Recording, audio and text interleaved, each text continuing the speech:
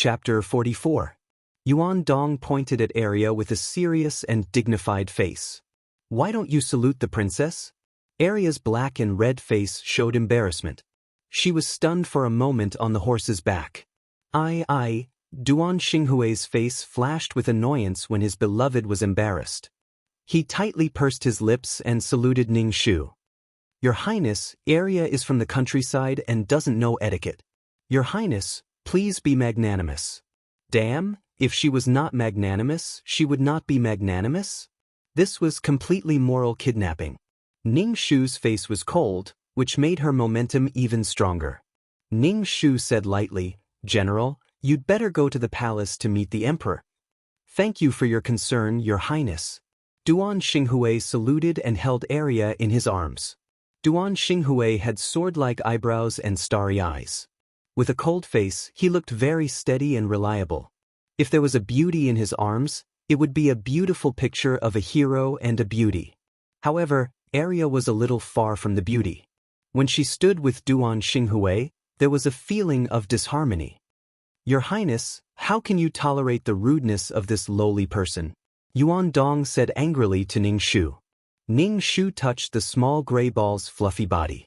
Seeing Yuan Dong, who was very excited, her face was full of jealousy. "Yuan Dong, pay attention to your identity," Ning Shu said lightly. Yuan Dong's heart suddenly stopped and she couldn't speak. She glanced at Arya with the corner of her eyes. "Your Highness, what's in your arms?" Arya asked in surprise when she saw the small gray ball in Ning Shu's hand. Ning Shu suddenly laughed. She could see what kind of character Arya was. Some country people were simple and unsophisticated, but also had a kind of humility of a nobody. It turned out that Duan Xinghui liked girls with such characters. The original owner and Arya's characters were two extremes. Princess Jiahui was as proud as a phoenix soaring in the sky. There was no such thing as humility in her character.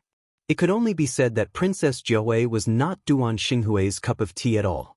He only hoped that after seeing the prosperous capital, Arya could still keep her simple character and was still the cinnabar mole in Duan Xinghui's heart.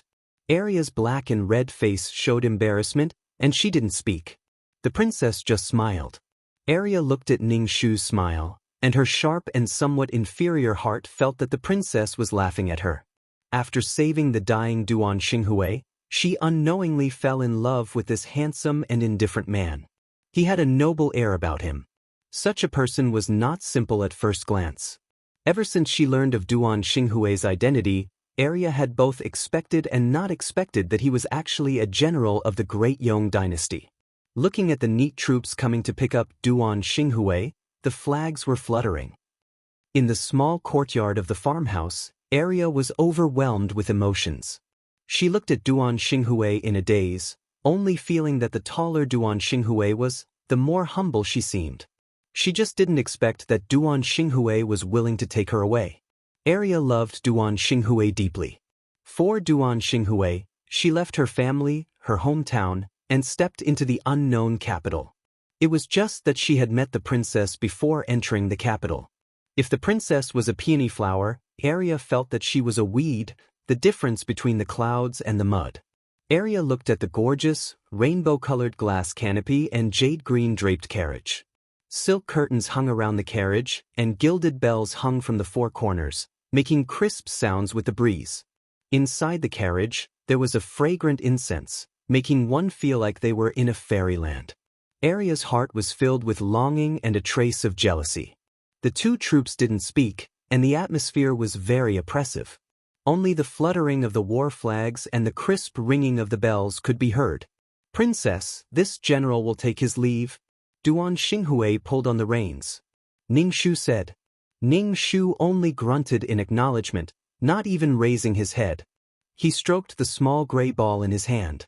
Duan Xinghui had asked for a snub, and so he left. From beginning to end, Ning Shu didn't look at Duan Xinghui. Yuan Dong next to him looked very bad. Looking at Ning Shu, he wanted to say something but didn't dare to. Until Duan Xinghui's troops entered the city, Yuan Dong couldn't help but ask, "Princess, who is the woman in General Duan's arms? How can General Duan treat you like this?" Yuan Dong defended Ning Shu. How can General Duan allow a woman to march in the army? Ning Shu didn't speak. She was thinking about what to do next since the main character was back. How to retaliate against Duan Xinghui and Area by separating them alive. Forget it. People were rebellious. The more they were stopped, the more they had to do it. Ning Shu frowned and looked a little impatient. The moment she saw Duan Xinghui, all kinds of complicated emotions surged in her heart. Resentment, hatred, love and hate were intertwined. When she saw Area, jealousy and hatred gushed out of her heart. She couldn't wait to tear Area's face. She felt drunk. The emotions of the original owner were so strong that she couldn't suppress them. Forget it. Pleasing the big boss Li Wen was the most important thing. She felt that the most important thing in this task was not to marry. Soon after Ning Shu returned to the princess mansion, she received a decree from Li Wen, asking her to go to the palace quickly. Ning Shu packed up and went to the palace. Every time she saw Li Wen, Ning Shu had to prepare herself mentally. She was really uneasy when she saw Li Wen's expressionless face. Walking into the imperial study, Ning Shu saluted Li Wen. "Greetings, brother." Li Wen put down the cinnabar pen and glanced at Ning Shu. After a while, she said, "Duan Xinghui is back." "Well, I saw him at the city gate," Ning Shu said lightly. Li Wen's sharp eyes scanned Ning Shu's face. Then, she said, "I found out a few days ago that Duan Xinghui was still alive. I sent someone to bring him back. I wanted to tell you, but you weren't in the princess mansion." Ning Shu raised his eyebrows. He walked over and patted Li Wen's shoulder. "Brother, I'm not talking about you.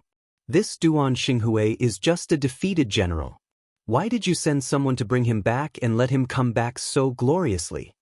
Li Wen glanced at the claw on her shoulder. Ning Shu immediately retracted his hand. She lowered her head and said, "I've overstepped. If you still want to continue your relationship with Duan Xinghui?" Li Wen looked at Ning Shu indifferently. "I can give an edict." "No, there's no need at all." Ning Shu waved his hand and said, "Brother, you must not associate me with Duan Xinghui. Moreover, Duan Xinghui already has a woman by his side." Li Wen's starry eyes flashed. A smile appeared at the corner of his mouth. "You are my sister," he said. "You are a noble princess of Great Yong. Why must you cling on to Duan Xinghui? Moreover, he is someone who was defeated on his first expedition." Ning Shu. So this was how Li Wen thought of Duan Xinghui. In the plot, Princess Jiahui had competed with a village girl for Duan Xinghui. Furthermore, Duan Xinghui was the defeated general in Li Wen's heart. This was simply trampling Li Wen's face to the ground. Chapter 45.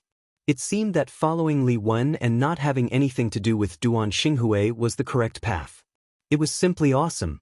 Ning Shu bowed to Li Wen and said firmly, "My sister no longer has any thoughts about Duan Xinghui and will not have anything to do with him. I will not disgrace the dignity of the royal family." Li Wen looked at Ning Shu carefully and nodded. "It's good that you understand.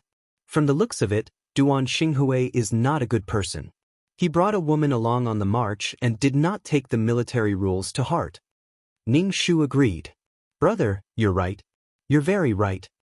Li Wen curled her lips and said, "You can go back." When Ning Shu bowed and excused herself, a small gray ball jumped out from her collar and rushed towards Li Wen at lightning speed. Ning Shu was so scared that she almost peed her pants. This guy's claws were very sharp. If Li Wen was hurt, even if she had 10 lives, it wouldn't be enough to pay for it. There was no need for her to go through the marriage. She would have to apologize with her death. "Brother, dodge away!" Ning Shu and Li Wen shouted. However, the scene in front of them made Ning Shu feel as if a piece of cotton was stuck in his throat and his heart was stuffed. He saw the small gray ball rubbing against Li Wen's face very intimately, its claws hugging Li Wen's ear. Ning Shu felt even more stifled. She had provided this fellow with good food and drinks, but when he saw Li Wen, he forgot everything. Ning Shu even thought that she had taken in a powerful pet with her tiger body trembling and the aura of a tyrant. She was still a fucking cannon fodder. This kind of thing had nothing to do with her. Ning Shu's eyes were filled with melancholy as he looked at the small gray ball.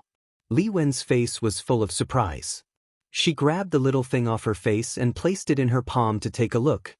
A pair of small black bean-like eyes looked at Li Wen with watery eyes that emitted a bright light. "What is this?" Li Wen placed the small gray ball on the table and asked indifferently. Ning Shu curled his lips and said, "This is a little thing that my sister found in the manor. I don't know what it is either. It just eats a lot and likes to eat pastries." Li Wen raised her eyebrows and took a piece of pastry for the small gray ball. The small gray ball held the pastry and ate it. It looked charmingly naive and very cute. "All right, let's go back." Li Wen watched the small gray ball eat the pastry and said to Ning Shu. Ning Shu nodded and walked forward, ready to grab the little gray ball and run away. Squeak, squeak. The little gray ball jumped onto Li Wen's shoulder and squeaked at Li Wen while tightly clutching Li Wen's collar. Ning Shu, fuck, she had so many pastries, but they couldn't even compare to Li Wen's pastries. Fuck. Why was there such a big difference between people? Imperial brother, since the small gray ball likes you, please take care of it. Ning Shu smiled embarrassedly. Imperial brother is tired from reviewing the memorials. You can play with this thing. Just treat it as a gift from your sister. Then, thank you very much. Li Wen's mouth hooked up. No problem, no problem.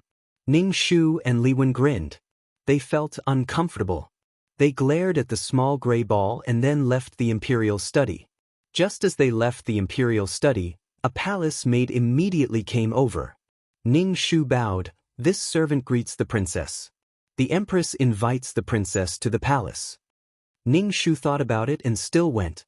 If she didn't go, with the empress's careful mind, she would definitely hate her. Since she left the palace to live in the princess's residence, she had already offended the empress. When they arrived at the empress's palace, Ning Shu looked at the empress who was smiling amiably. Ning Shu felt that this empress was quite tough. She was responsible for managing the harem. She was tolerant and magnanimous. Sometimes she had to take on multiple roles. She was an abortion expert and the head of the family planning department. After not seeing her for a while, the empress's face had fatigue that couldn't be concealed. It seemed that the situation in the palace had exhausted the empress. Ning Shu felt that the empress had eaten too much.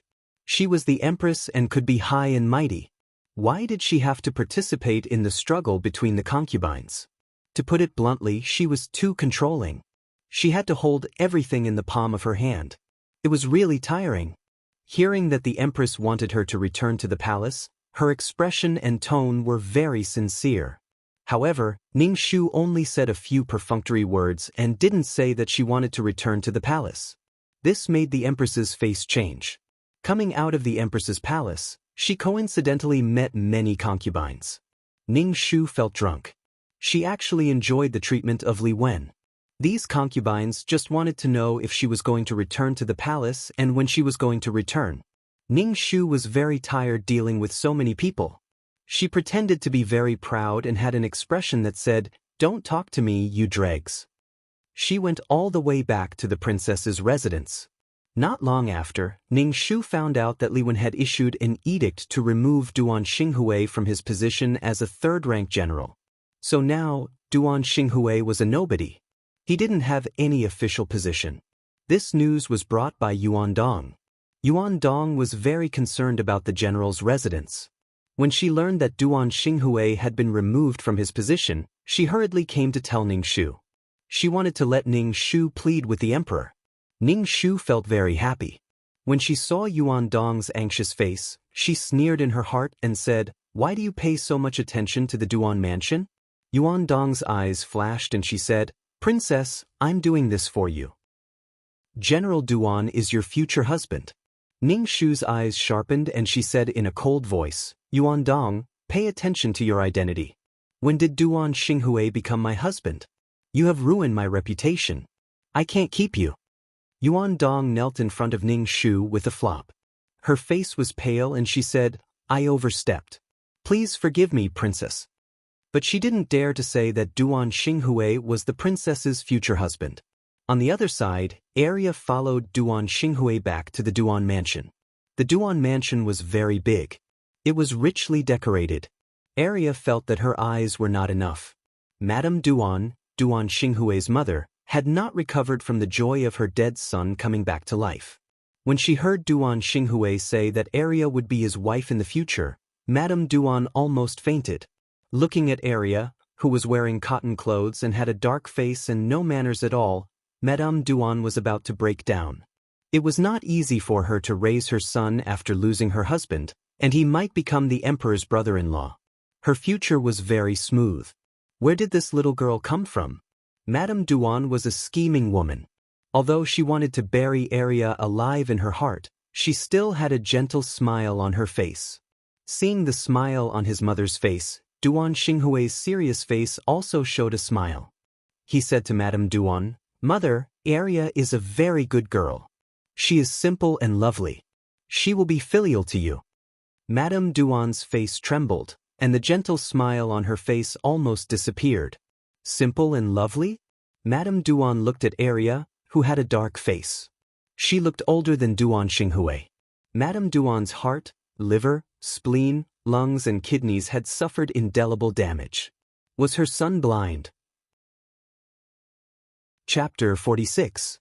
Especially when she knew that Duan Xinghui and Arya had been intimate, Madame Duan covered her head and wanted to faint. She was even more displeased with Arya. She was a woman who had no self-respect and self-love. She was even worse than a prostitute in a brothel. Madame Duan was a decisive woman.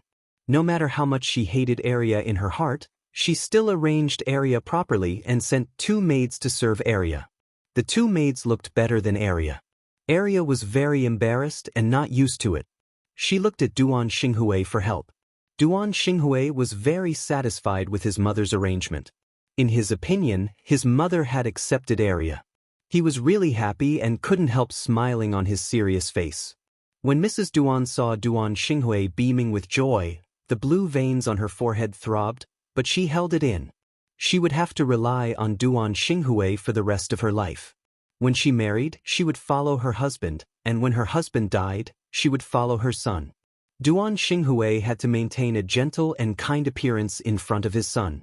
He could not alienate his son because of a country girl. Madame Duan thought that there was no need to strain their relationship for such a woman and hurt their mother-son relationship. But after a while, an imperial edict came from the palace. Duan Xinghui was removed from the position of general. Hearing the news, Madame Duan was angry and anxious. Anger, fear, and all kinds of emotions were intertwined, which made Madame Duan faint. That bitch was a jinx. Before she fainted, Madame Duan completely forgot that Arya saved her son. The son she had taught for so many years was ruined. Duan Xinghui took the imperial edict and looked a little pale. He pursed his lips.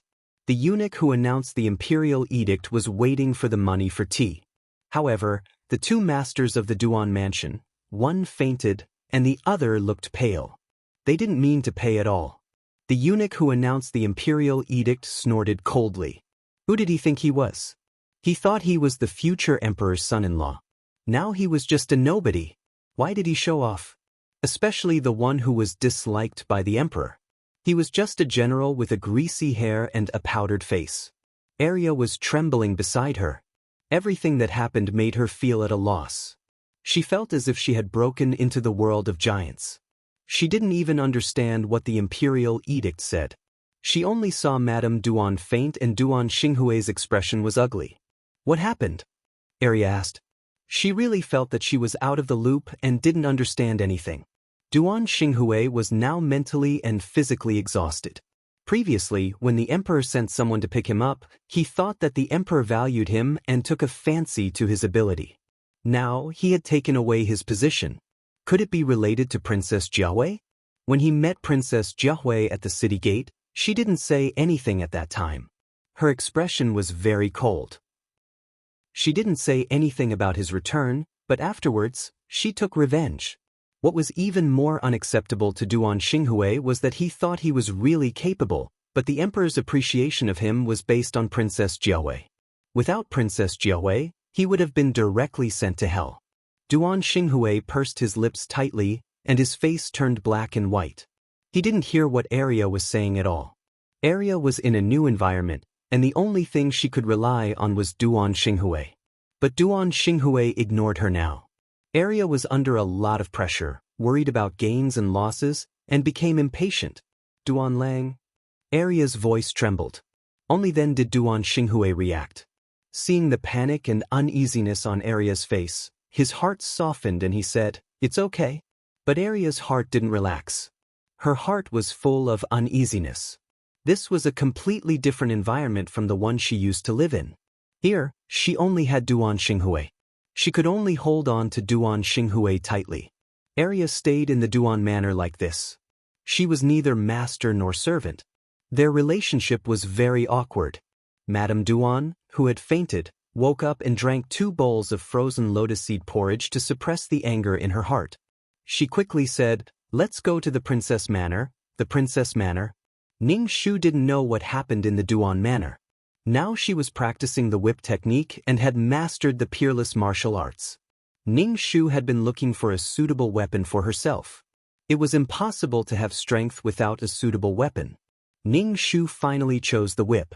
The whip was particular about flexibility and its lethality was quite good.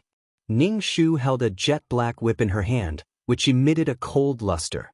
When she waved the whip, the light from the whip flickered and produced a sharp whistling sound. Ning Shu turned her body, and in the end, the whip fiercely hit the rockery, leaving a deep ravine. Ning Shu put away the whip and felt very satisfied. This whip was given by Li Wen. It was said that it was made of legendary cold iron and was covered with barbs. When it hit a person's body, it could bring out a piece of flesh. It was quite ferocious. It was indeed a product of the royal family. "Princess, Madame Duan is here to visit Princess." Yuan Dong bowed to Ning Shu. Ning Shu raised her eyebrows and suddenly laughed. She hung the whip on her waist and asked indifferently, "How long have you been here?" Yuan Dong respectfully said, replying to Princess, "She has been waiting for almost 2 hours." After waiting for almost 2 hours, it seemed like something really happened. Ning Shu wiped her sweat and was very interested to see Madame Duan. Ning Shu walked into the hall and saw Madame Duan sitting on a chair. Madame Duan was wearing a blue cloud-patterned peacock embroidered robe. Her hair was covered in pearls and jade, and she had maintained her appearance well. She had the grace of a noble lady. Madame Duan's brows were filled with impatience and resentment. When she saw Ning Shu, she quickly stood up. Ning Shu bowed. "This subject greets Princess." Ning Shu didn't immediately ask Madame Duan to stand up. Instead, she walked around her and sat on a chair. She took a sip of tea and said indifferently, "Stand up. What business do you have with Bengong?" Madame Duan's heart was stifled by Ning Shu's attitude. She couldn't voice out her thoughts. Madame Duan sized up Ning Shu. She was wearing casual clothes with a whip on her waist. Her hair was tied up and her long ponytail was draped over her back. Coupled with her cold face, her eyes were as cold as the stars. If Princess Jiahui was previously a noble phoenix soaring in the 9 heavens, then Ning Shu was now a fairy from the 9 heavens, incomparably cold. Madame Duan's heart was in turmoil.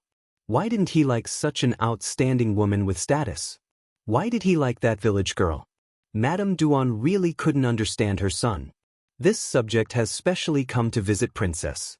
This is the walnut pastry that this subject personally made. Madame Duan waved her hand at the maidservant behind her. The maidservant immediately brought the food box over. Yuan Dong looked at Ning Shu. Seeing that Ning Shu was expressionless, she took the food box. Ning Shu didn't know whether to laugh or cry. In the plot, Madame Duan didn't make any pastries, and Princess Jiahui also regarded Madame Duan as her mother-in-law and sincerely respected her. When dealing with Arya, Princess Jiahui was the one in the front. Chapter 47. The tragedy of the original Princess Jiahui was caused by many factors, and Duan Xinghui's mother definitely accounted for most of them. She didn't like Arya and thought that Arya was not worthy of her son, but she was afraid of hurting her relationship with Duan Xinghui, so she took advantage of Princess Jiahui's love for her son to deal with Arya. This made Duan Xinghui hate the princess more and more, and the pressure of public opinion from all sides shifted to Princess Jiahui. On the contrary, Madame Duan was fine and was still a noble lady. Ning Shu pursed her lips and thought, "Fuck you. Why did these people regard Princess Jiahui as the vanguard? Maybe Princess Jiahui knew it, but she couldn't let go of the anger that her man was robbed by a woman in a corner, so she fought with Arya. Princess Jiahui's reputation was getting worse and worse. On the contrary, in an accident, Arya saved Madame Duke and became Madame Duke's adopted woman. Her status suddenly rose infinitely and she became a woman worthy of the Duan family. At this time, Madame Duan welcomed Arya into the Duan family with a smile. It was perfect and beautiful. The mother and the son were filial and lived happily together. Ning Shu just wanted to say, "Get out of here." Ning Shu guessed that this was the purpose of Madame Duan's visit today. Ning Shu's face became colder. Madame Duan noticed the princess's face and felt uneasy. She even scolded Arya in her heart. She looked like that, and what means did she use to make her son lose his mind? "Your Highness." Madame Duan shed tears before speaking. She took out a handkerchief and pressed it at the corner of her eyes, saying, "Your Highness, please believe my son. That ignorant woman saved my son's life and threatened Xinghui with kindness. Because of her, Xinghui was removed from his position. Now, Xinghui doesn't listen to me. I'm just worried about Xinghui's future." Madame Duan begged bitterly, "Your Highness, Xinghui respects you very much. Can you persuade him that he shouldn't joke about his future?" Listening to Mrs. Duan's tearful complaint, Ning Shu's mouth twitched. Originally, she didn't want to get involved in the matter between Duan Xinghui and Arya, but Mrs. Duan wanted to make use of her. Madame Duan was nothing more than telling Ning Shu. She even blamed Ning Shu for joking about Duan Xinghui's future. Madame Duan felt that Duan Xinghui's official position was removed because she begged Li Wen. Ning Shu didn't intend to explain, but he couldn't stand Madame Duan's behavior. He sneered, "How dare you, a woman of the inner residence, interfere with the affairs of the court? The matter of official positions is naturally decided by His Majesty. A person who was defeated on his first expedition, does he still want Imperial Brother to treat him with respect? Not making him responsible for the soldiers who died in battle is already merciful. Leaving the barracks without permission, and he is the commander-in-chief of an army. Leaving his post without permission is a heinous crime. According to the law, he should be beheaded. Since you are so dissatisfied with Imperial Brother's decision, come to the palace with me and let Imperial Brother give you an explanation." Ning Shu's face was cold, and her body exuded an oppressive aura. She raised her eyebrows, which made Madame Duan stunned for a moment. Princess Jiahui was very respectful to her before and didn't take out the attitude of a princess. Now Ning Shu was not polite to her, and Madame Duan was terrified. She just relied on the princess's deep love for her son, but now the princess seemed very strange. Facing her, there was no warmth, only the majesty between the monarch and her minister. Madame Duan was timid in her heart. Judging from the princess's appearance, she wanted Duan Xinghui to be responsible for the defeat at the border. Did she want Duan Xinghui's life? Madame Duan looked at Ning Shu in a daze, and her pupils contracted. She really cried this time. "Your Highness, I." Under Ning Shu's penetrating gaze, Madame Duan felt as if her thoughts had been seen through. Madame Duan couldn't help but ask, "Your Highness, do you really want to see Xinghui destroyed like this? What does Duan Xinghui have to do with me? A defeated general is not worthy of being associated with me. Madame Duan, I hope you don't randomly associate yourself with me and ruin my reputation." Ning Shu spoke without the slightest trace of politeness. She was a princess. Why should she care about other people's feelings? Especially since she didn't have any feelings for Duan Xinghui. Towards Duan Xinghui's mother, there was no need to talk about pleasing or respecting her. Now, she had to bring out the might of the imperial family and let these dregs see that she wasn't someone to be trifled with. Madame Duan felt as if the skin on her face had been slapped. The son she was most proud of had been spoken of in such an unbearable manner. However, she had no way of refuting because the other party was a princess of the Great Yong dynasty. Seeing Madame Duan's blood-spitting expression, Ning Shu curled the corners of her mouth and snorted, expressing her disdain. She continued, "I heard that General Duan, look at my memory. Duan Xinghui is no longer a general. He is a commoner. I heard that Duan Xinghui brought a woman with him when marching. It seems that he is extremely fond of this woman. Congratulations to Madam for obtaining such an excellent daughter-in-law. As Ning Shu spoke, she didn't conceal the contempt in her words at all. Madame Duan's face twitched. Looking at the aloof Ning Shu, she felt like vomiting blood in her heart. Her son was so outstanding. How could a village girl be a match for him? When speaking of Duan Xinghui, Madame Duan sensed that the princess's words and expression didn't have the slightest bit of affection. Only then did Madame Duan panic. Without the princess, how could her son climb back up? Could it be that he was really going to be a commoner? Madame Duan felt as if she was about to vomit blood. She lowered her posture and pleaded, "Princess, can you consider our past friendship and allow Xinghui to atone for his crimes by meritorious service?" Atone for his crimes by meritorious service? The generals and soldiers on the border can't afford to be defiled by such a person. Ning Shu spoke without the slightest trace of politeness. "We are tired. Yuan Dong, see the guest out." Finished speaking, Ning Shu lifted the curtain and left. Madame Duan's face was ashen and pale. She could only helplessly leave the princess's residence. Upon returning home, she fainted. Duan Xinghui cradled his unconscious mother. With a grave expression, he asked Madame Duan's servant girl, "What happened to mother?" Seeing Duan Xinghui's murderous gaze, the servant girl trembled and replied, "Madame went to see the princess to plead on the general's behalf." General? What kind of general was he now? Duan Xinghui could guess that Madame Duan had gone to plead with Princess Jiaowei. This was simply asking to be humiliated. Moreover, Duan Xinghui didn't believe that he wouldn't be able to accomplish anything without Princess Jiaowei. Duan Xinghui's expression was unsightly. In his heart he resented Princess Jiaowei. Pressing down on the hilt of the sword at his waist, he had a murderous look on his face. Why did Princess Jiaowei treat his mother like this? Duan Xinghui turned to leave, but he was stopped by a weak voice. "Stop. Mother, this child is going to seek justice for you." Duan Xinghui felt that no matter how much Princess Jiaowei hated, she shouldn't be disrespectful to his mother. "Stop right there. Are you crazy? Are you going to seek justice from the princess like this?" Madame Duan was so anxious that she didn't know what to do. The current Princess Jiaowei wasn't the Princess Jiaowei of the past. She wasn't the Princess Jiaowei that could be coerced with love. Chapter 48. Mother, don't worry. Your son is fine. With that he slipped away. Madame Duan lay on the bed and almost fainted. She gritted her teeth and said to the maid, "Help me up." Madame Duan's body was weak.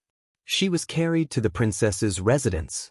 "Princess, General Duan is outside asking for an audience." Ning Shu quickly said when Yuan Dong's face revealed excitement.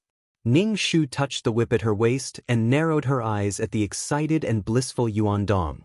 Sensing the princess's gaze, Yuan Dong's heart froze. She carefully said, "General Duan came to see the princess. Is the princess not happy? What's there to be happy about? Who is General Duan? He's just a general who was dismissed. You dare to call him a general?" Ning Shu said coldly. "You look very happy. Duan Xinghui is here. Why are you so happy?" Yuan Dong's face paled. She quickly said, "I'm happy for the princess. Remember your identity. This consort has nothing to do with Duan Xinghui. If you continue to associate this consort with Duan Xinghui, this consort definitely won't forgive you," said Ning Shu coldly. She was getting more and more comfortable with playing the role of princess. Yuan Dong's body trembled. She squatted down and tidied Ning Shu's skirt. She said, "I know the princess is angry. Angry at General Duan? No, Duan Xinghui. But he brought a woman back. Princess, go see Duan Xinghui. I believe he'll explain it to the princess." Fuck, why didn't this person listen? It was all because Princess Jiaowei was infatuated with Duan Xinghui. It left a deep impression. "Princess, Duan Xinghui is waiting outside," Yuan Dong said again. Did they really think the princess's residence was a market? One came and left and another came. Did these people think she was easy to bully? Did she have to go see them? At this moment, There was a commotion at the entrance of the princess's residence. Yuan Dong looked at Ning Shu and couldn't help but say, "Princess, there are some words that I have to say. General Duan is clearly the princess's future husband, but he was snatched away by a woman who came out of nowhere. Is the princess really willing to accept this?" Ning Shu looked at Yuan Dong coldly. In the storyline, Yuan Dong had also provoked Princess Jia Hui in the same way, making Princess Jia Hui very unhappy. "What does that have to do with you?" Ning Shu sneered. "This consort knows that you adore Duan Xinghui, so this consort will definitely fulfill your wishes." Prince Dong Hui's voice was broken as she collapsed on the ground. She looked at Ning Shu in shock as she tugged at Ning Shu's skirt and retorted, "Princess, how could this servant have any feelings of admiration for General Duan? This servant is only thinking of Princess." What was the use of quibbling? Ning Shu didn't believe a single punctuation mark. At this time, the noise at the entrance of the princess's residence grew louder and louder, mixed with Duan Xinghui's angry roar. Ning Shu pulled out the whip from his waist and walked towards the door, cracking the whip loudly. As soon as Ning Shu came out, he saw Duan Xinghui, who was dressed in black, holding a knife in his hand, confronting the guards at the door. It seemed that he wanted to break into the princess's residence. Someone wanted to break into his house with a knife. What kind of feeling was that? Ning Shu only had one feeling, and that was to beat this guy to death. "How dare you!" Ning Shu shouted coldly. He swung the whip in his hand and wrapped it around the knife in Duan Xinghui's hand. He used his strength and threw the knife out, stabbing it into the wall. The knife trembled twice. After a while, the knife was no longer in his hand. Duan Xinghui was stunned for a moment as he looked at Ning Shu's cold face. She was wearing the simplest clothes, a woman's riding clothes, looking valiant and formidable. She had taken off her gorgeous clothes and pearl hairpin, and there was nothing extra on her body. He had never seen Jia Hui like this before. She was incomparably cold, looking at him with incomparably cold eyes. Duan Xinghui didn't know why, but there was an unknown loss in his heart. He was used to Jia Hui's admiring eyes, but when the things he was used to suddenly disappeared, he would still feel lost. For Duan Xinghui, it was also an extreme honor for a man to be admired by a woman of noble status like the princess. He didn't get what he deserved, which made him angry and disappointed. "Greetings, princess." Even if he didn't want to, Duan Xinghui had to salute. This was what Duan Xinghui couldn't accept. He was a man, but he saluted to a woman, his future wife. His arrogant self-esteem couldn't accept it. Ning Shu sneered. "Greetings, Duan Xinghui." "Duan Xinghui, it was Imperial Brother who restored your general title, so you dare to call yourself a general." In the plot, Duan Xinghui was not removed from his official position by Li Wen, but now he was removed from his official position, which matched Aria's identity. Ning Shu smiled unkindly. She was Princess Jiahui, but she still had to take care of Duan Xinghui's male chauvinism. Now Duan Xinghui didn't have the identity that Aria looked up to. What would happen to this pair of true love ducks? Duan Xinghui's heart was suffocated, and he said in a low voice, "I know that princess resents me, but my mother is innocent." So, now Duan Xinghui wanted to seek justice for Mrs. Duan. Ning Shu sneered and said, "I didn't do anything to Mrs. Duan. Even if I did, what can you do?" It was so cool to suppress people with power, especially when Duan Xinghui clenched his fists and endured his anger. He wanted to step on your most painful place.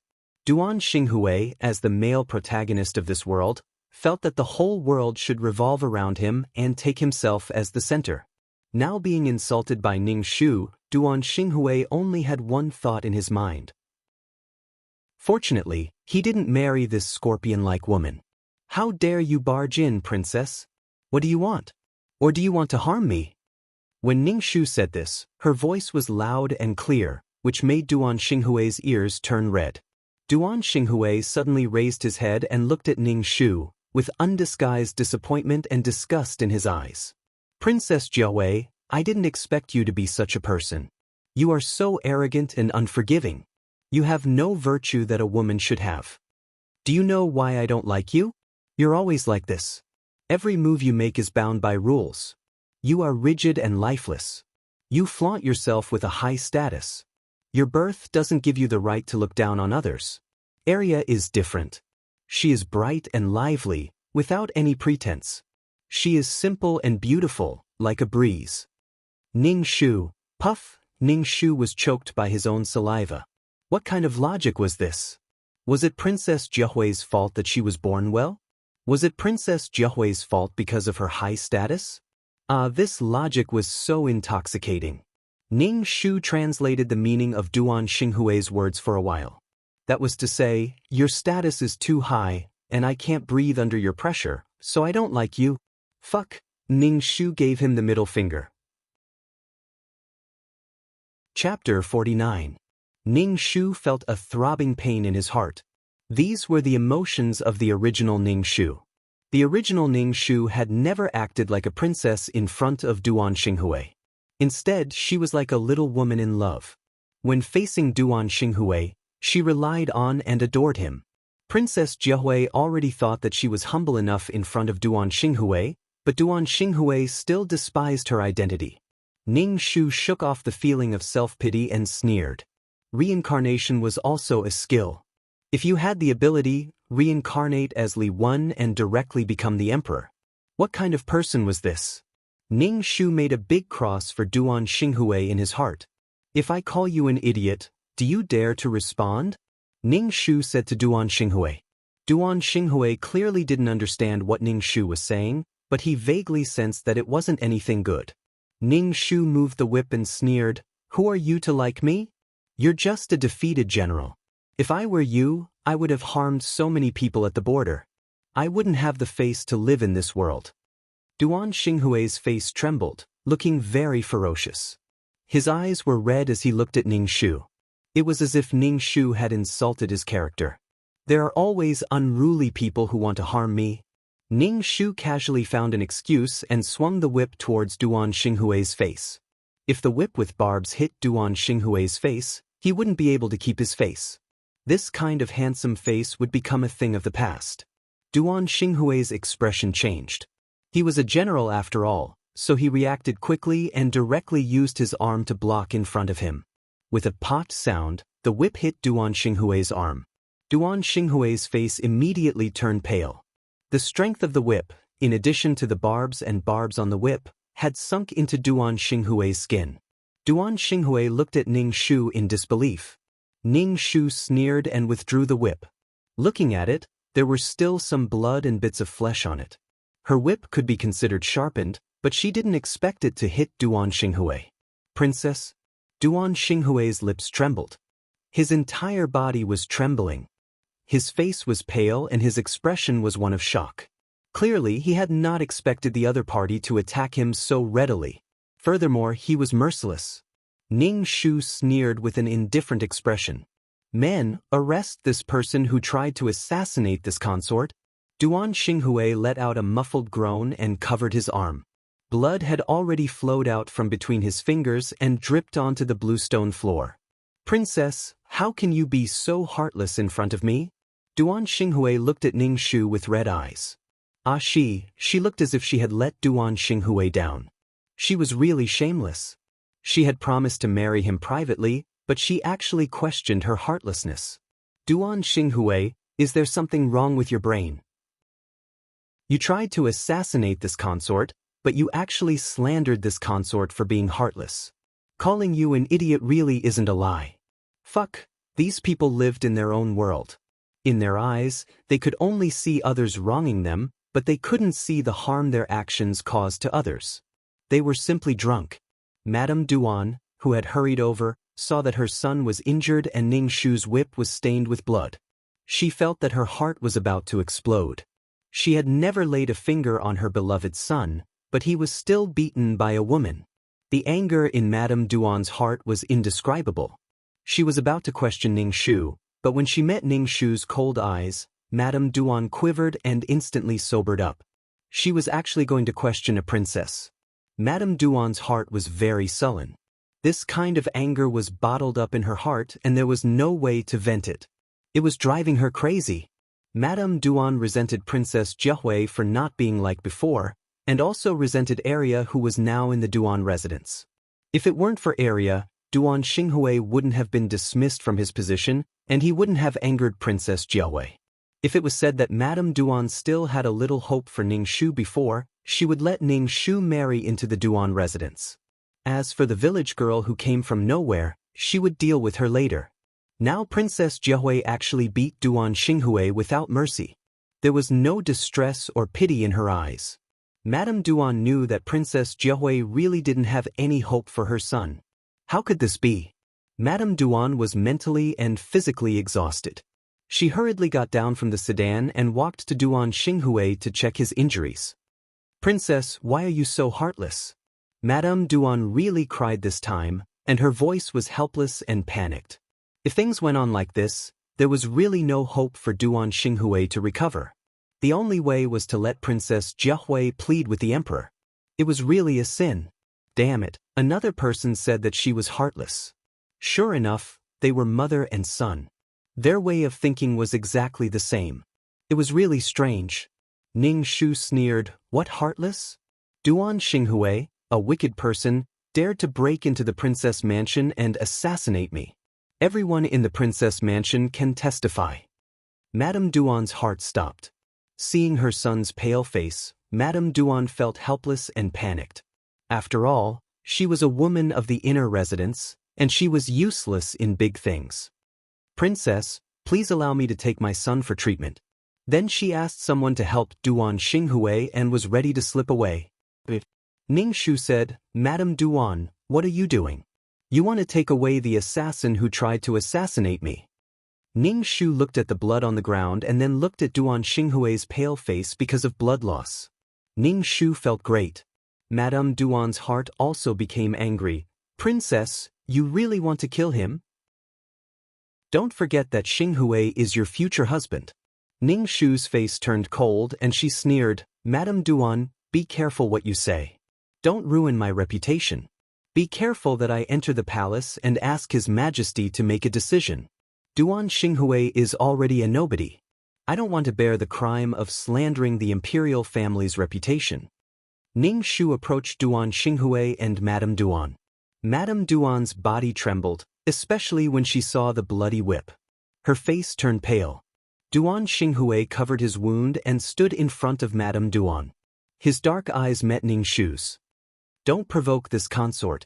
If you anger this consort will make it so that your Duan family won't be able to stay in the capital any longer. This consort still hasn't settled the score with you for deceiving this consort." Duan Xinghui's face was pale and embarrassed. The huge contrast between Princess Jiahui and before made Duan Xinghui unable to react. Duan Xinghui was supported by Madame Duan and staggered away. Ning Shu said again, "Wait a moment." Duan Xinghui and Madame Duan's hearts trembled at the same time. Their backs stiffened. Duan Xinghui pursed his lips and turned around to look at Ning Shu. Ning Shu smiled slightly. Her cold face suddenly warmed up, making Duan Xinghui stare blankly. When a cold person suddenly smiled, she seemed especially beautiful and moving. "Duan Xinghui, there's a girl by my side who deeply admires you," Ning Shu said to Duan Xinghui. Duan Xinghui was stunned. He really didn't understand what Ning Shu wanted to do. Chapter 50. This consort's maidservant is deeply in love with you, Duan Xinghui. As the mistress, this consort really can't let down the maidservant's feelings. In any case, she is a maidservant who has served this consort for so many years. I hope that you can treat this consort's maidservant well. Ning Shu said to Ning Shu. She clearly saw that Duan Xinghui's serious mask cracked. He was stunned and seemed to be in disbelief. Even Madame Duan looked at Ning Shu strangely. "Princess?" Yuan Dong was really surprised and scared. She was surprised that she could follow General Duan. She was scared that the princess's attitude and her inner thoughts were known by the princess. In short, Yuan Dong's thoughts were all kinds of complicated. "I won't leave you, princess. Please don't drive me away." Yuan Dong knelt in front of Ning Shu with a look of deep affection. It also depended on whether Ning Shu was willing to act with her. Ning Shu said indifferently, "You are now a member of the Duan family. In the future, you have to serve the Duan family well." Yuan Dong finally kowtowed to Ning Shu helplessly and stood next to Duan Xinghui. Princess, forgive this commoner for not being able to accept this. This commoner already has someone he truly loves in his heart. It is impossible for this commoner to accept someone else. Duan Xinghui even forgot about the wound on his arm. He bowed and cupped his fists towards Ning Shu. Ning Shu's expression was indifferent. What does it have to do with me that you have someone you love? Duan Xinghui was speechless. For some reason, Duan Xinghui found that Princess Jiahui was really difficult to communicate with now. Ning Shu turned around and returned to her residence. She did not even bother with these people. In the end, Duan Xinghui reluctantly accepted Yuan Dong and returned to the Duan mansion with Madame Duan. When they returned, Arya was waiting at the door. She was wearing brightly colored silk and satin, which made her face look even darker. The civet cat didn't look like a crown prince in the crown prince's clothes. Instead, it looked funny. Yuan Dong's eyes were full of deep contempt and contempt. When she met Arya's eyes, Arya's expression was a little embarrassed. She turned and ran into the mansion, crying as she ran. She didn't even notice the injury on Duan Xinghui's arm. The woman keenly sensed Yuan Dong's hostility towards her, as well as her vigilance and hatred towards Yuan Dong. When Duan Xinghui saw that his beloved was sad, he hurriedly chased after her. He didn't care about anything else at all. He was very reckless, just like a young boy. Star emblem, the wound. Madame Duan shouted at Duan Xinghui. The two of them were chasing each other around the Duan mansion. Madame Duan felt very annoyed. General? Yuan Dong saw Duan Xinghui run towards the village girl without thinking. Yuan Dong was shocked and also very jealous. What right did that ugly monster have? What right did she have? Without Yuan Dong by his side, Ning Shu casually promoted a maidservant from the princess residence to be by his side. In fact, Ning Shu didn't need anyone to serve him. His 3 meals a day were delivered by the kitchen. Ning Shu was either practicing martial arts or practicing martial arts. She swung her whip every day, wanting to master her whip skills to perfection. Ning Shu had a premonition that she might really have to go to the battlefield. She had to show her value to Li Wen, which was more valuable than a political marriage. Ning Shu put away the whip, took the handkerchief from the maidservant, wiped the sweat on her face and hands, and asked the little maidservant, "What's the news about the Duan mansion?" The little maidservant was called Little Hong. She was delicate and pretty. She was not very beautiful, but she was full of cleverness. When she heard Ning Shu's question, she quickly said, "Yuan Dong and Arya are now in a fierce fight. Duan Xinghui is very uncomfortable being sandwiched between 2 women," Little Hong said. Ning Shu smiled. This was the effect he wanted. Why did she have to be in front of him? Why didn't she deal with Arya in front of him? Let's see what Yuan Dong and Madame Duan would do. It was funny. Without her, a noble supporting female character, who would help them achieve their unparalleled fate. Duan Xinghui and Arya's love was based on the reputation of the original owner, Princess Joy. Now, Ning Shu will directly send Yuan Dong over. You guys can go play by yourselves. Duan Xinghui had a really bad time during this period, and it was very bad. He felt very tired. Now Arya became very sensitive and clung to him more and more. Her innocent face was full of uneasiness and worry. Duan Xinghui had said many times that he would not let her down, but Arya was still uneasy. In addition, Yuan Dong was fanning the flames. Duan Xinghui had never been so tired. He felt mentally and physically exhausted. But Yuan Dong was a member of the princess mansion. He did not have an official position now. If he really listened to Arya and drove Yuan Dong out, Princess Jiahui would make a fuss about it, and he would suffer. Seeing Duan Xinghui's attitude, Arya made a scene again. Arya was from the countryside. When she made a scene, the whole Duan mansion was alarmed. Duan Xinghui felt ashamed and helpless. Without the strong resistance of Princess Jiahui, the contradiction between Duan Xinghui and Arya, and it was a class contradiction, came out. After all, Duan Xinghui was a noble child who grew up in the capital. He was really not used to such a scene. Arya was terrified. She abandoned everything and came to the capital with Duan Xinghui. Duan Xinghui was now the only life-saving straw in her life. She must hold on tightly. The more impatient Duan Xinghui was with her, the more terrified Arya was. She made a scene to prove her existence. Sometimes Duan Xinghui wondered if Arya was still the simple Arya. Duan Xinghui was heartbroken, but he still comforted Arya patiently, but he was a little tired. Madame Duan originally wanted to see Yuan Dong and Arya fight, but when she saw Arya's unruly appearance, she had to find someone to teach Arya the rules. If it went on, the Duan mansion would become the laughingstock of the whole capital. Her son didn't want the princess and insisted on such a village girl. People outside said that Duan Xinghui's brain was full of lard. If it went on like this, Madame Duan didn't dare to go to the ancestors of the Duan family. It was a sin. Arya, who was forced to learn the rules, made a scene again. She was very unwilling to learn. She had to pay attention to eating, sleeping, and even walking. These made Arya at a loss and feel very painful. Arya grew up in the countryside. Some things were deep in her bones.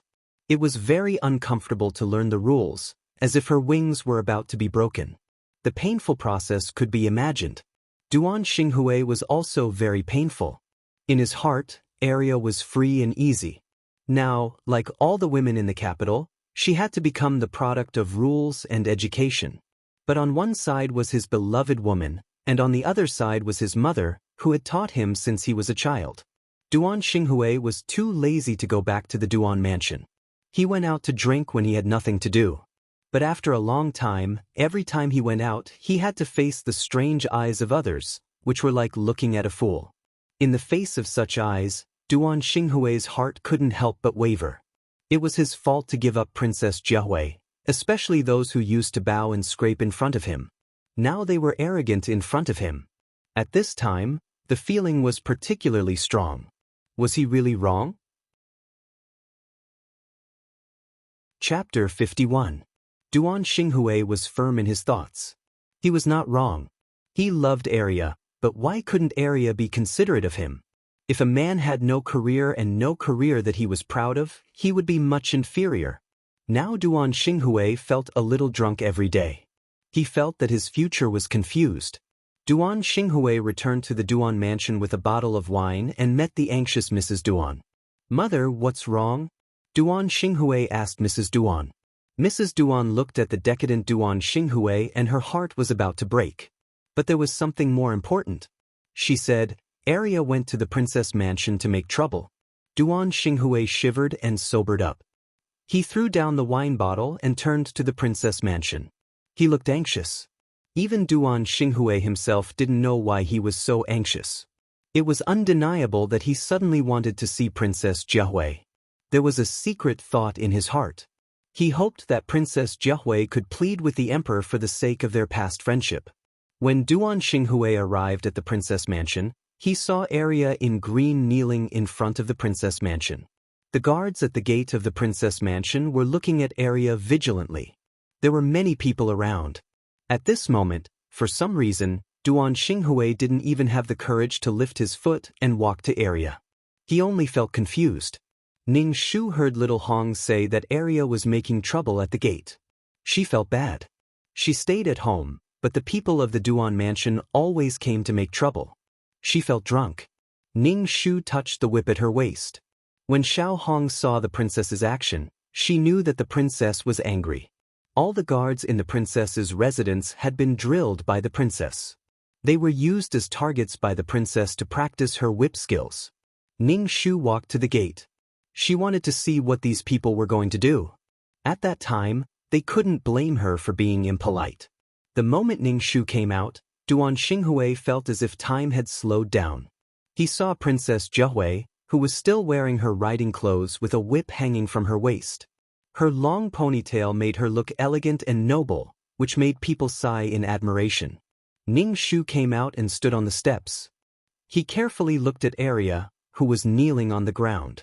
Her face was painted with makeup, and her eyebrows were drawn into thin willow leaf eyebrows.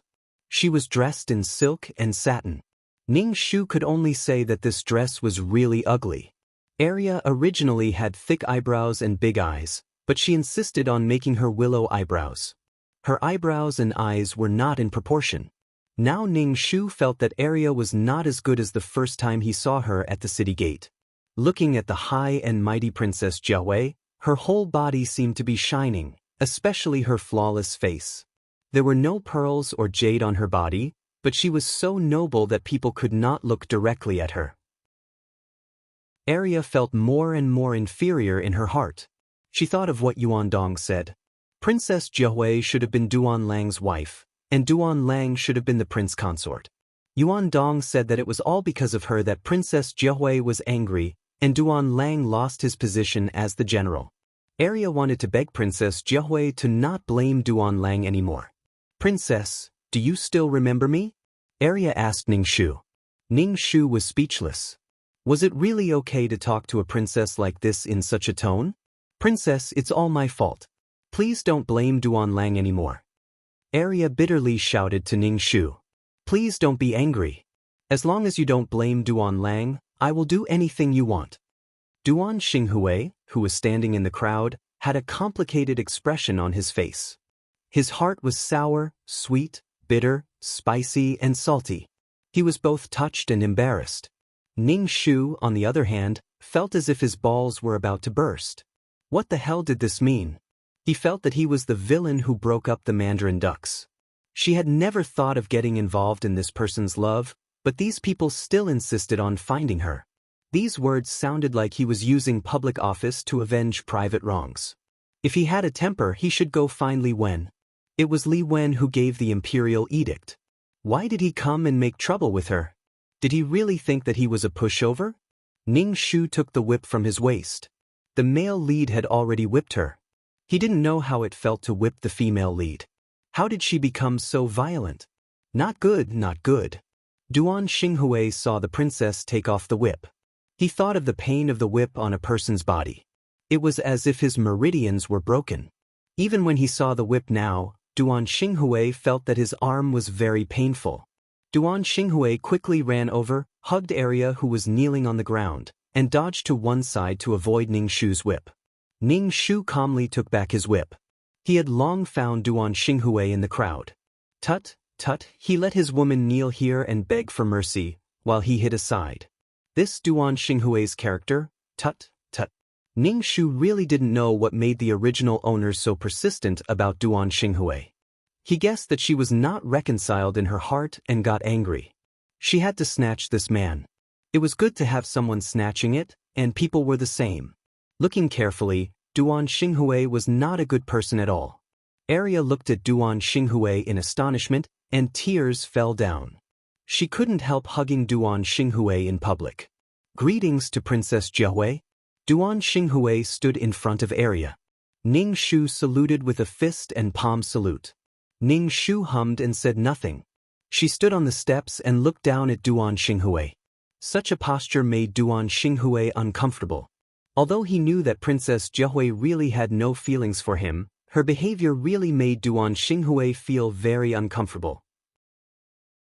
In the past, Princess Jiahui would not do such a contemptuous action to him. "Your Highness, this matter has nothing to do with Arya. Why did your Highness do such a thing? Arya is a woman. How can she withstand your Highness's whip?" Duan Xinghui said in a reproachful tone. Ning Shu pursed her lips and suddenly laughed. "How dare you? Are you blaming me? Duan Xinghui didn't take care of your woman. The next time you come to my mansion to make trouble, I'll get out of the capital. I'll make you unable to stay in the capital. If there's a next time..." Ning Shu pointed at Duan Xinghui and Arya with her whip. "I'll whip your faces. Do you really think my princess mansion is a vegetable market? You come to my door every day to make trouble." Ning Shu said and whipped Duan Xinghui on the shoulder. Duan Xinghui let out a muffled groan, his face deathly pale. Arya, on the other hand, was scared silly. Seeing Duan Xinghui stumble twice and kneel on the ground, she wailed and cried, Duan Lang, Duan Lang." Arya looked at Ning Shu with fear in her eyes. Her black face suddenly turned white and looked much better. Duan Xinghui covered his wound. He had just recovered and now he was whipped again. Duan Xinghui raised his head and looked at Ning Shu's cold and impatient face. His heart trembled. Only now did Duan Xinghui truly understand that Princess Jiahui was no longer the gentle and considerate person who used to be. She was full of the pride and nobility of a member of the imperial family. Looking at his strange and cold eyes, Duan Xinghui felt some pain in his heart. He lost something that he didn't cherish before. It made him feel uncomfortable and angry. Why did the princess become like this? Chapter 52. When Madame Duan saw that her son was injured again, she was distressed and angry. This anger was directed at Ning Shu and Arya. Because of Princess Jiahui's identity, Madame Duan did not dare to show her resentment. But for Arya, Madame Duan did not hesitate to stare at her fiercely and viciously. Seeing Madame Duan's eyes, Ning Shu did not hesitate to believe that Madame Duan wanted to kill Arya. There was no more harmonious mother-in-law and daughter-in-law relationship as in the original plot.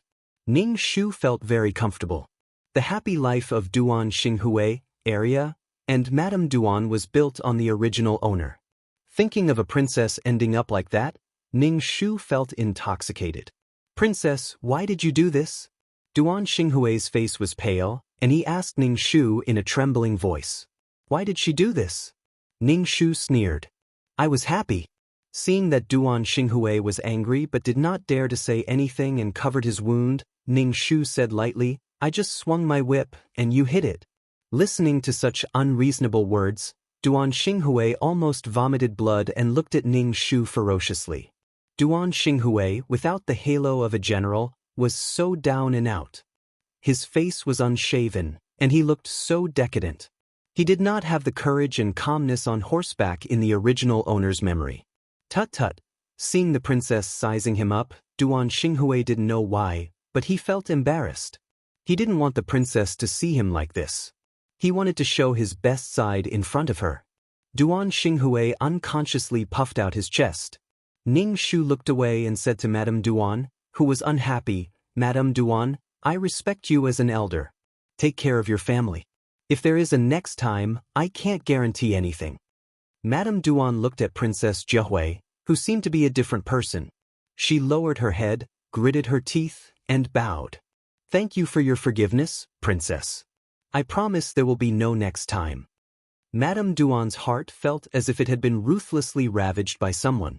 She had lost her husband in her early years, but she had gritted her teeth and endured it, allowing her son to be so outstanding.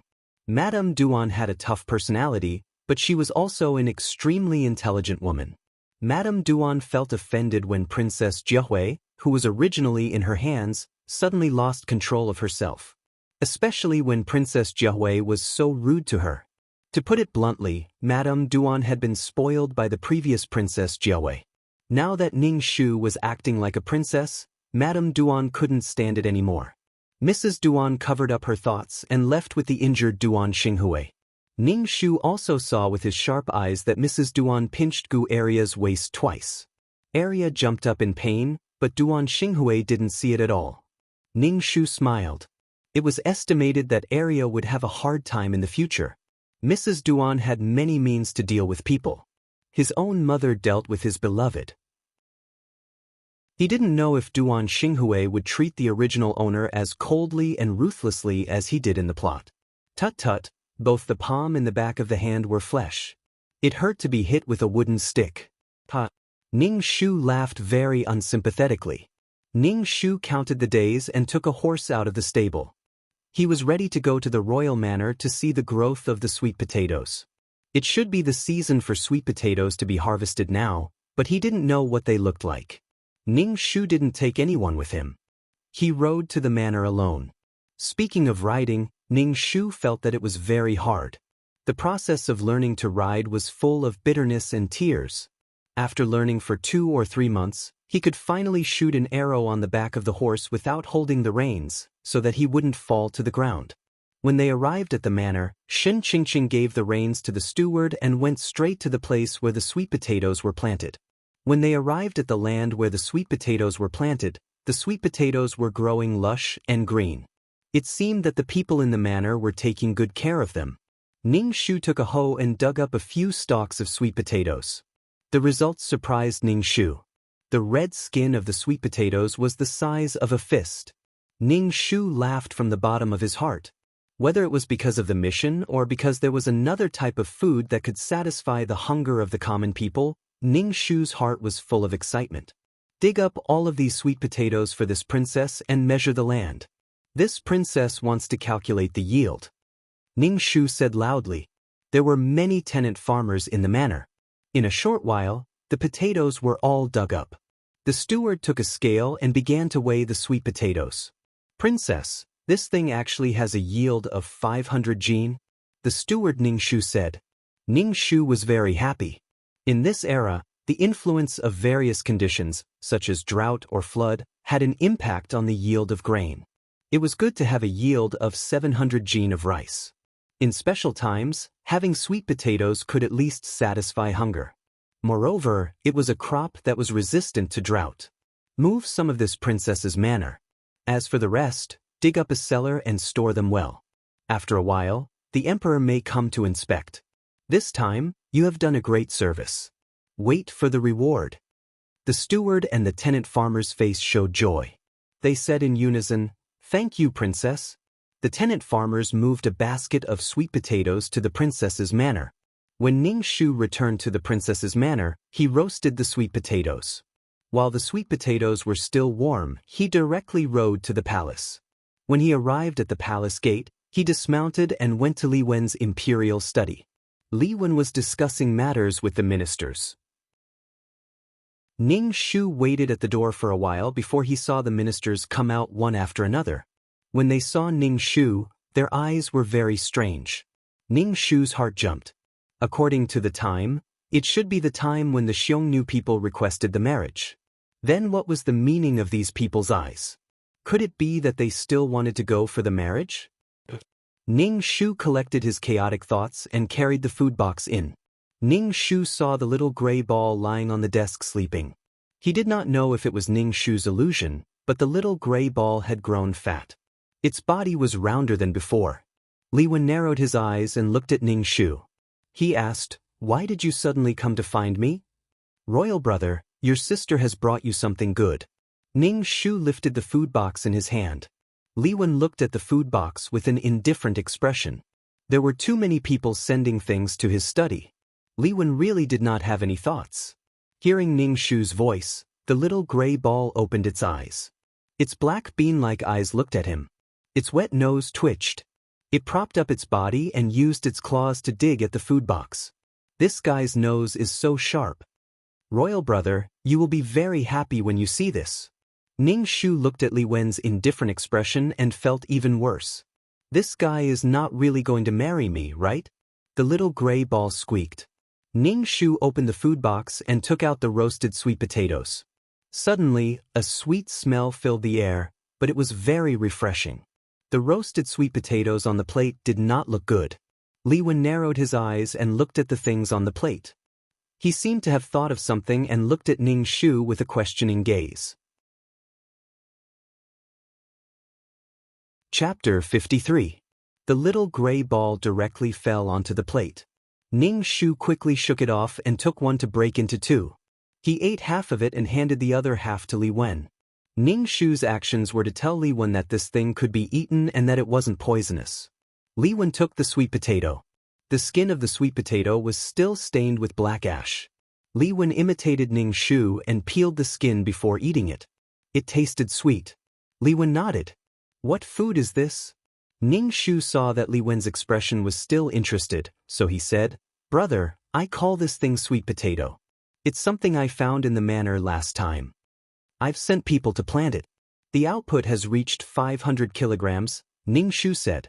This thing can fill one's hunger. Is that so? Li Wen's face revealed anxiety and surprise. Clearly, he understood the use of this thing. Does the manor still have this thing? I got people to keep it well. It's now in the manor's cellar, Ning Shu said. Li Wen nodded and said, I'll leave the palace with you and go to the manor to take a look. All right. Li Wen definitely had to take a look at such a matter that concerned the livelihood of the people. Li Wen and Ning Shu rode straight to the manor with a group of cavalry following behind them. When the emperor went out, he had to have someone by his side. When they arrived at the manor, Li Wen first looked at the potatoes and then at the land where the potatoes were planted. He got someone to measure the land again and the result was the same. Li Wen, who had always been cold, revealed a slight smile. His eyes were very bright as he looked at Ning Shu with a gentler gaze. He said to Ning Shu, "Jiahui, you're very good." "Very good." Ning Shu only smiled and said, "I'm very happy to be able to work for you. I know that you have the people in your heart. I'm a member of the royal family and rely on the people to support me. It's only right for me to work for the people." It could be said that the entire noble class was supported by the people, but these nobles still looked down on the people. Li Wen clearly did not expect that Ning Shu would say such words.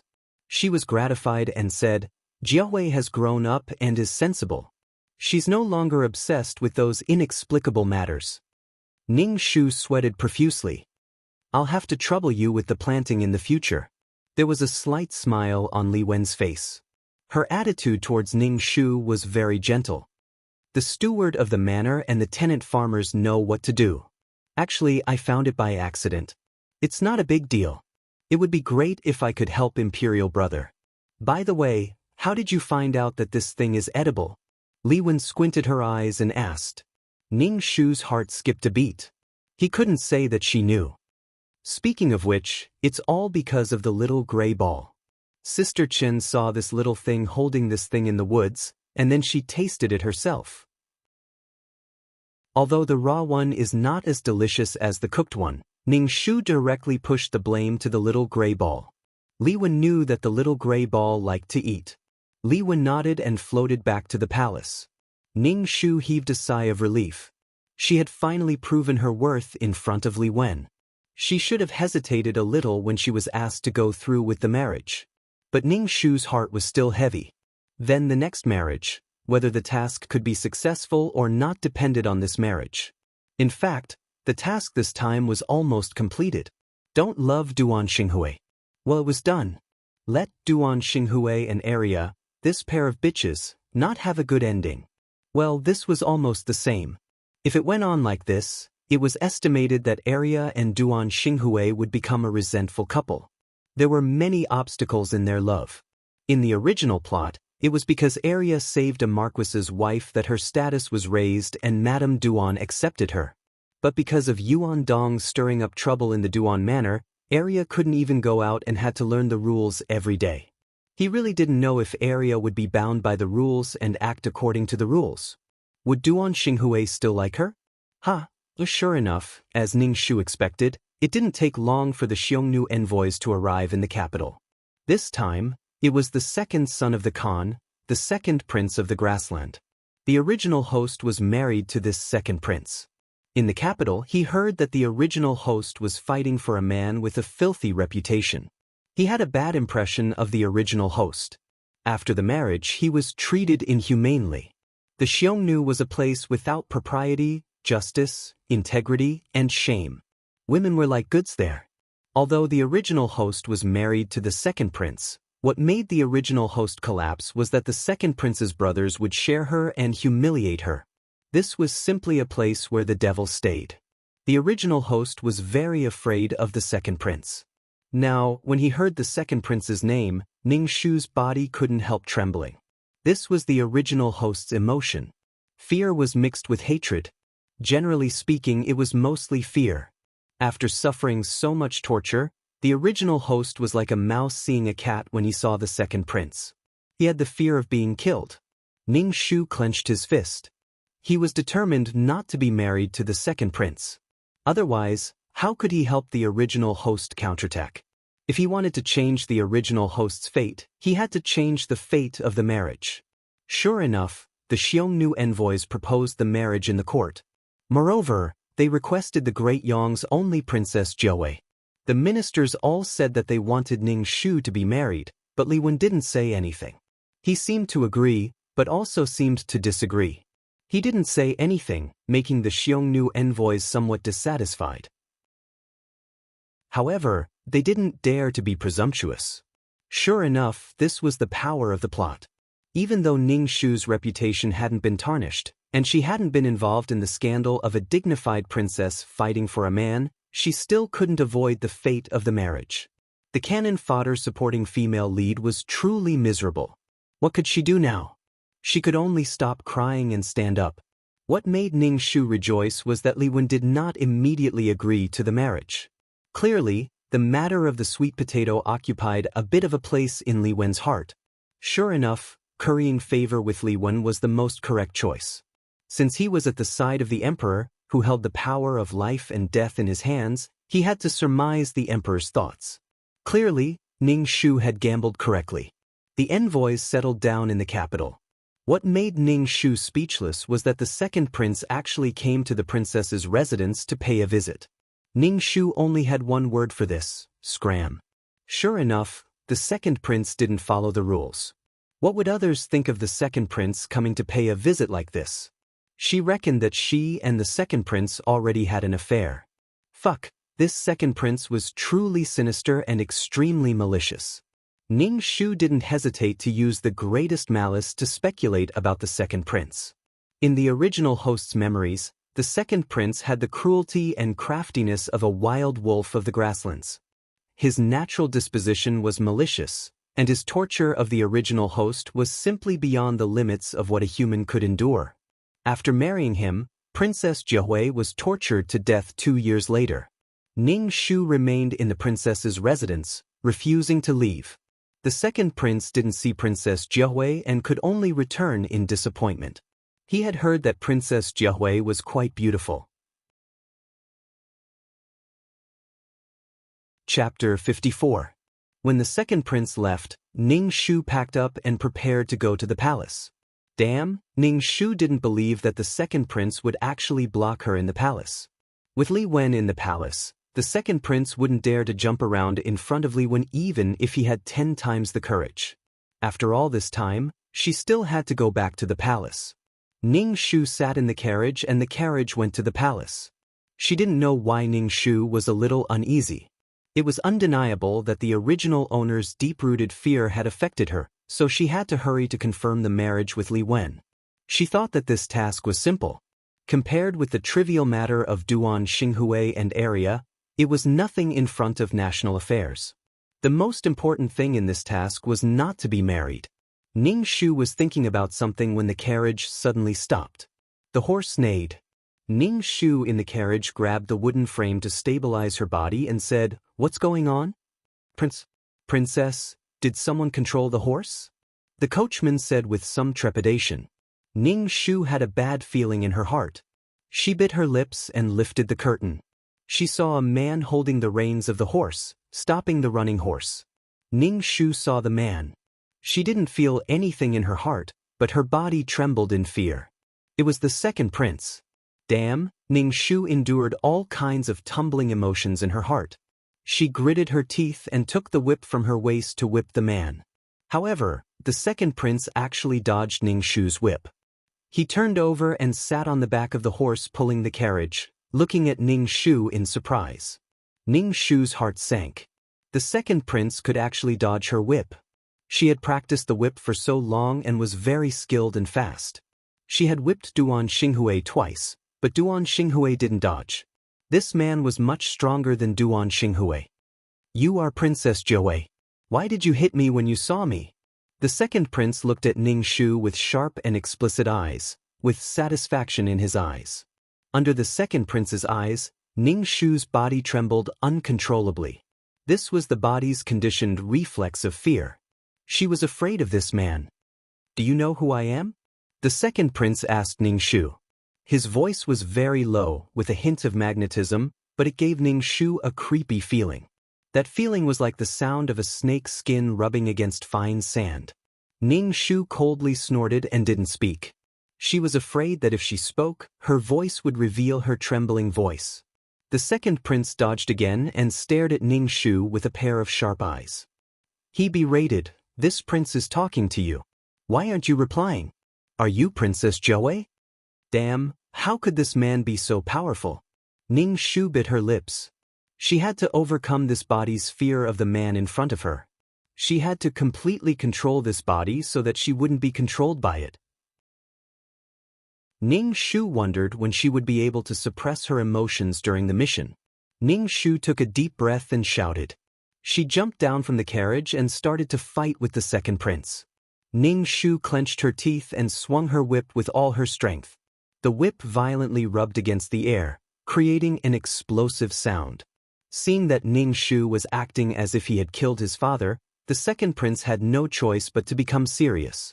As he dodged the whip, he tried to approach Ning Shu and restrain Ning Shu. However, Ning Shu refused to let him get close. If it weren't for the weak flow of air in his body, Ning Shu probably wouldn't have been able to hold on. Fuck, why is this perverted man so powerful? The second prince seemed to have lost his patience and suddenly grabbed Ning Shu's whip. The spikes on the whip pierced the second prince's palm. The second prince released Ning Shu's whip in shock. Looking at his bloody palm, he frowned. What are you doing? I only wanted to say a few words to you. Are you crazy? Ning Shu's entire body was drenched in cold sweat. His fear of the second prince lessened. This was still Great Yong's territory. Even if Ning Shu ignored him, he wouldn't dare do anything. Are you Jiahui? The second prince ignored the blood on his hand as he asked Ning Shu. Ning Shu nobly raised his chin and indifferently replied, "This prince is Princess Jiahui." Audacious madman, you actually dare to block this prince's carriage. Hearing Ning Shu admit that he was Princess Jiahui, the second prince's eyes brightened. The corners of his mouth curled up as he said, "You should know who I am. The person who wants to marry you, Helianing? Remember that?" Helianing enunciated each word clearly. Ning Shu was so angry that he laughed. Why did the second prince think that he wanted to marry him? Ning Shu couldn't be bothered to speak with the second prince. He directly boarded the carriage and said to the driver, "Enter the palace." This time, Helianing didn't stop Ning Shu. Instead, she watched until the horse carriage disappeared around the corner. Then, she lowered her head and looked at her own hand. Blood dripped onto the bluestone pavement of the street, splashing into a flower of blood. Princess Jiahui, Li Shueshun. Ning Shu first returned to his palace, Orchid Palace Hall, and was warmly welcomed by Miao Qing. After not seeing her for a while, Ning Shu felt that Miao Qing, this flower, had withered a lot. Guarding such an empty palace hall was no different from the cold palace. Ning Shu didn't have any good feelings towards Miao Qing. Ning Shu had just sat in Orchid Palace Hall for a while when the Empress arrived. When she saw Ning Shu, the first thing she asked was whether he wanted to live in the palace for a long time. Ning Shu nodded, and the Empress smiled. Then, after a few polite words, her face became melancholy. Ning Shu said, "It's a pity that you are going to marry someone. I will persuade your brother not to let you go to that barren place. It's a pity that noble concubine Du's mother's family firmly supports your marriage in the imperial court. How can noble concubine Du be so cruel to let a girl like you leave her hometown?" The battle between the Empress and noble concubine Du had always been fierce. At this time, the Empress still wanted to deal with noble concubine Du before her marriage. Obviously, the Empress thought that she couldn't escape this time. As for persuading Li Wen, this kind of words should be listened to. If it was taken seriously, it would be disgusting. Ning Shu was really tired and said directly, "Sister-in-law, whether I will marry someone or not, it's up to my brother to decide. It's not up to you or noble concubine Du to decide." Ning Shu's words were a bit impolite. She almost directly said, "Don't meddle in my affairs." Looking at Ning Shu's ugly face, the Empress was very worried. She cursed in her heart that she deserved the marriage, but on the surface, she showed an understanding expression and persuaded Ning Shu, "You don't have to worry too much. Your brother loves you so much. He won't let you leave your hometown alone." Although she was persuading, her tone was sour.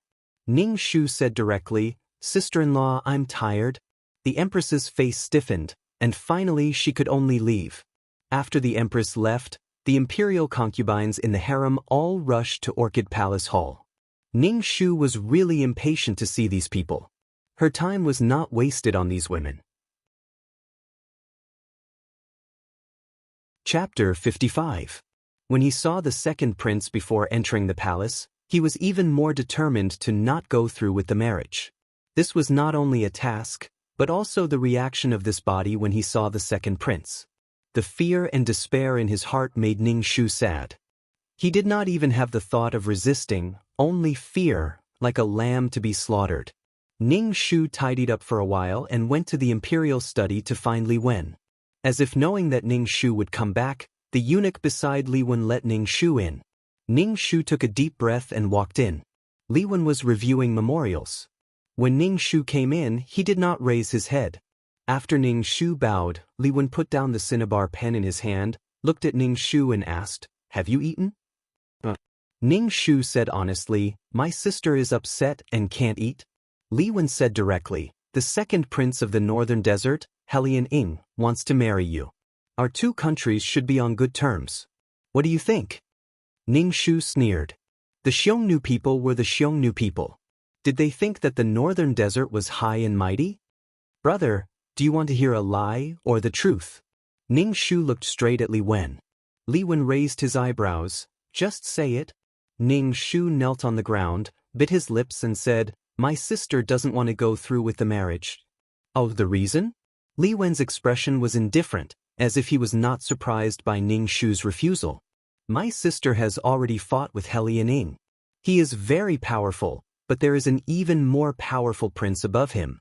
Ning Shu gritted his teeth and said, "When he came to this world, Ning Shu knew clearly about the original owner of the body.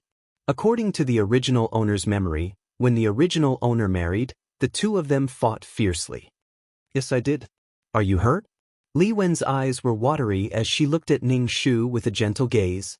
"Imperial brother, bandits are bandits.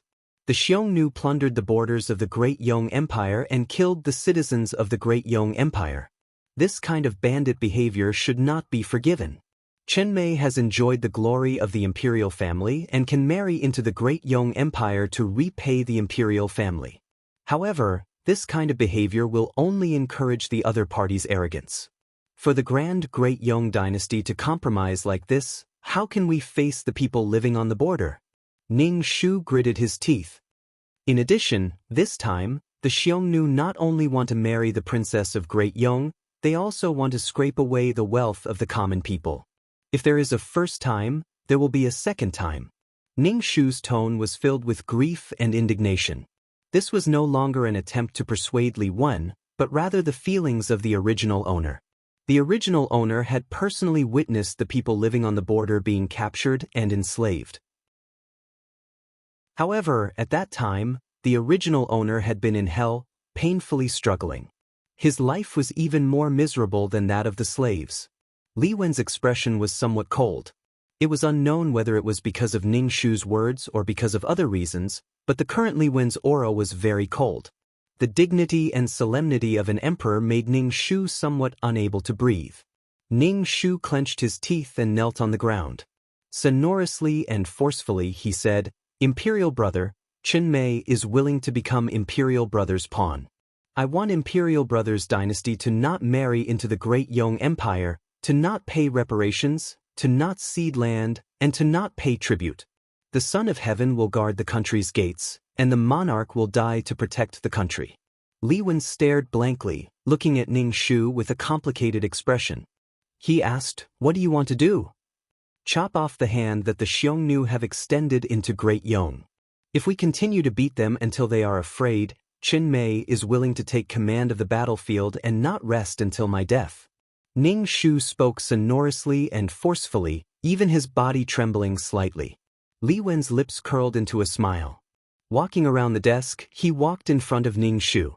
Extending his hand, he helped Ning Shu up. Somewhat unable to stifle his laughter, he said, "Since ancient times, when has there ever been a woman taking command? There were too many. Hua Mulan, Mu Guing.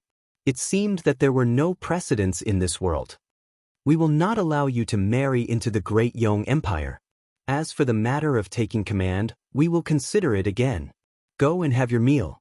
Li Wen warmly said, appearing somewhat like an older brother, "Jiahui, you have become sensible."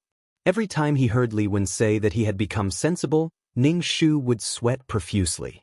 Exiting the imperial study, Ning Shu's entire body was weak and limp, his back covered in cold sweat. He could finally put down the large stone in his heart. Returning to the Orchid Garden Palace Hall, Ning Shu ate a little before lying down on his bed and falling into a deep sleep. After sleeping for an unknown amount of time, he was awakened by Miao Qing, who said that there was a banquet for the Northern Desert's diplomatic mission. Ning Shu took off his light riding clothes and put on the luxurious princess's palace attire that he had not worn in a long time. His head was filled with ornaments, and his clothes were long-sleeved. It was incomparably complicated. Ning Shu felt somewhat unaccustomed to it, feeling as if his neck was about to be bent from the weight of the things on his head. Miao Qing wanted to follow Ning Shu, but how could Ning Shu allow her to do as she wished?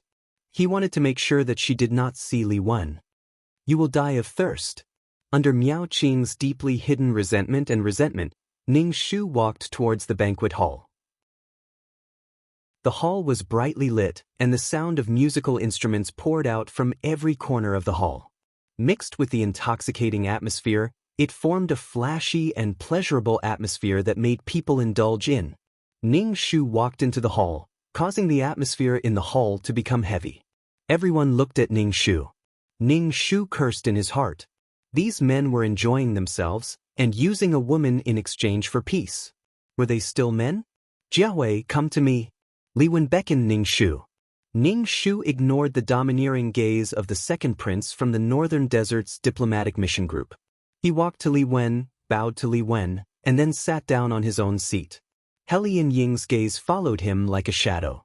Ning Shu felt as if there were nails piercing into his body, making him extremely uncomfortable. "What are you looking at?"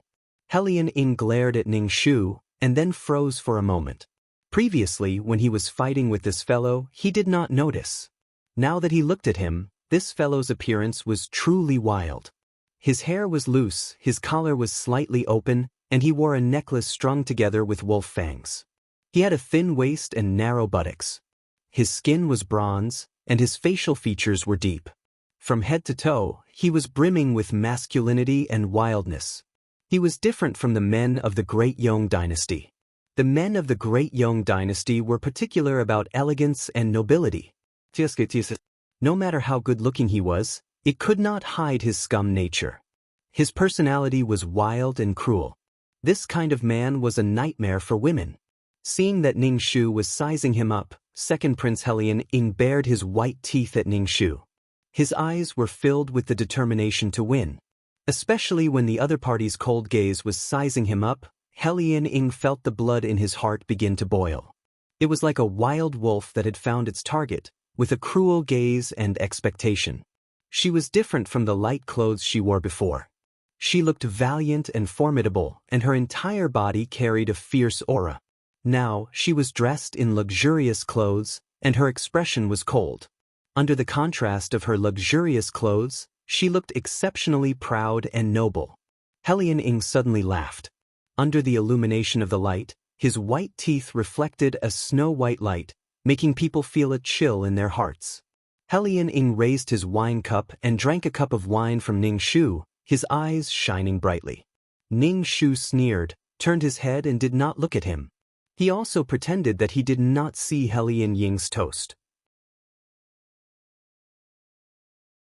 Chapter 56. Ning Shu looked at the complacent Helian Ying and sneered. How could he be so certain that he would marry Princess Yong? Helian Ying was too confident. In any case, Great Yong was a large country. The current Princess Jiahui was not as loathsome as in the plot. Halfway through the banquet, when the dancers had all left, Helian Ying stood up from his seat and walked to the center of the hall. His movements were filled with explosive power, as if a cheetah had suddenly leapt out.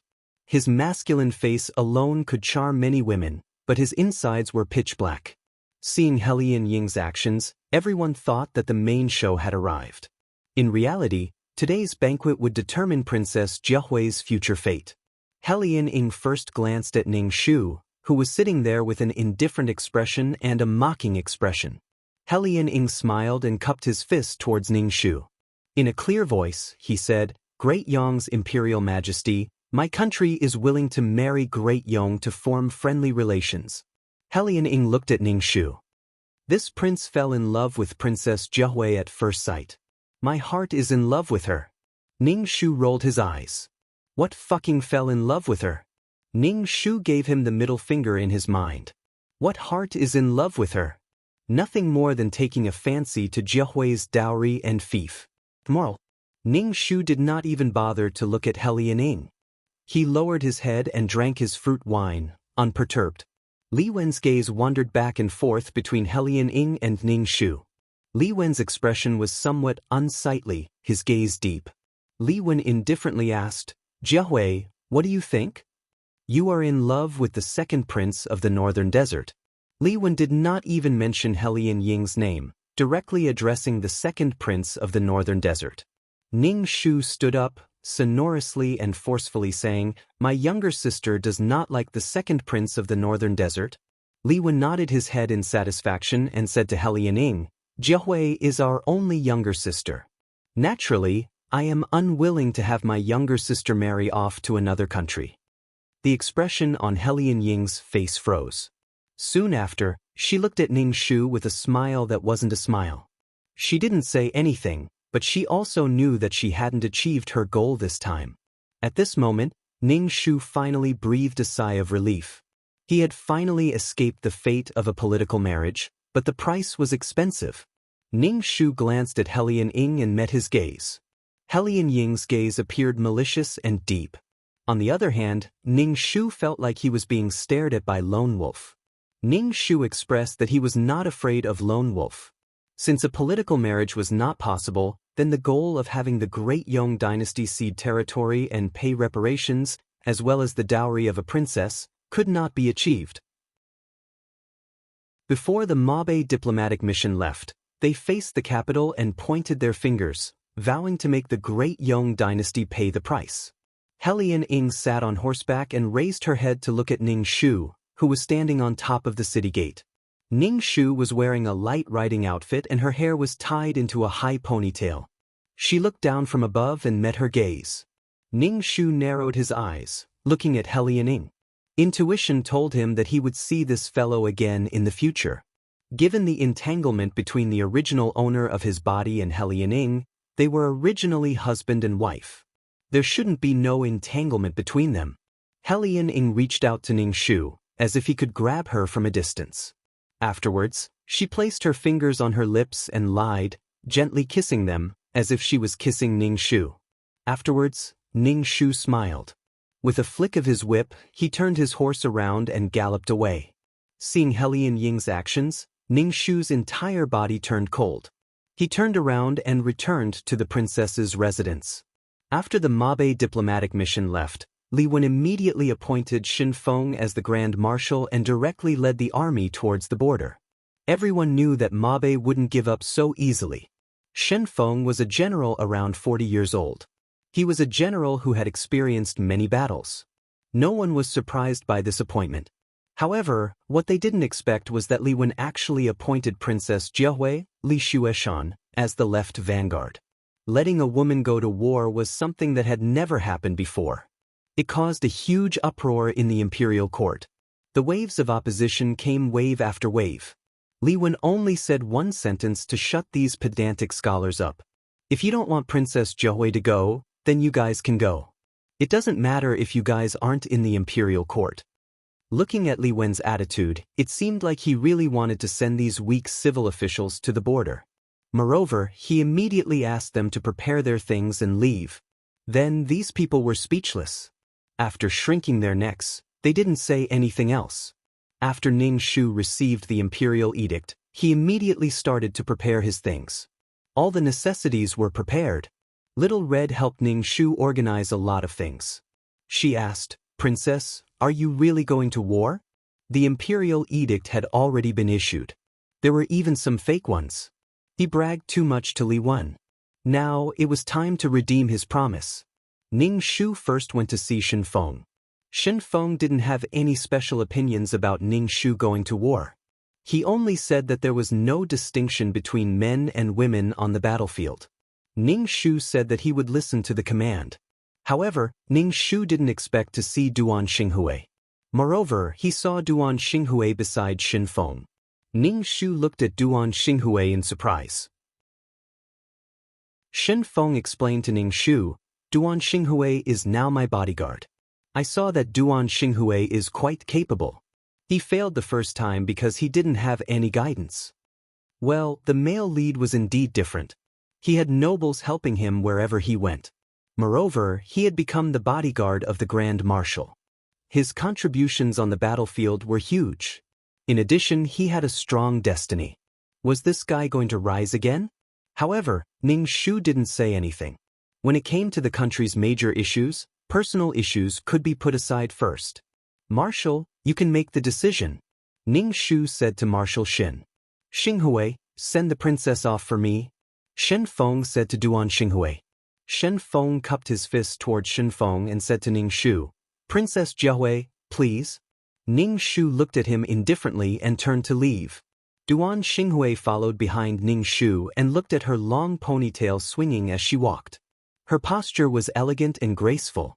Seeing that Princess Jiahui didn't say a word to him and ignored him, Duan Xinghui suddenly felt lost. It was undeniable that Princess Jiahui was really outstanding. Thinking that he would be going to the battlefield with Princess Jiahui this time. For some reason, Duan Xinghui's heart actually had a slight expectation. Prince.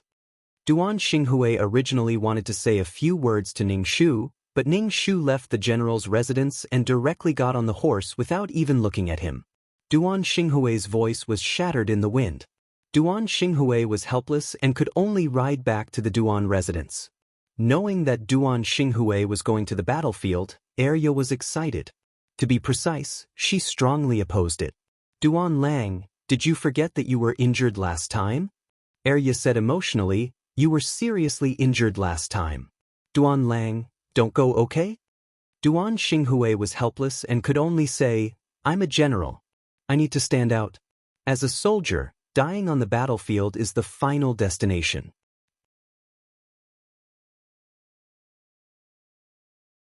Chapter 57. In short, Arya was obsessed with Duan Xinghui and didn't want him to go to the battlefield. First, when Duan Xinghui was rescued by her last time, he was covered in blood and looked like he was going to die, which left a deep impression on Arya. Second, in the capital city, she was closest to Duan Xinghui and had to rely on him alone. If Duan Xinghui left the capital city and left her here alone, Arya felt scared just thinking about it. In this Duan mansion, except for Duan Xinghui, no one else was close to her. They all looked down on her. There was Yuan Dong, who was full of malice to her, and Madame Duan, who hated her very much. Arya became more and more frightened. She looked timid and was no longer as simple and beautiful as before. Under the torture of Madame Duan, no matter what she did, she would think about whether it was against the rules.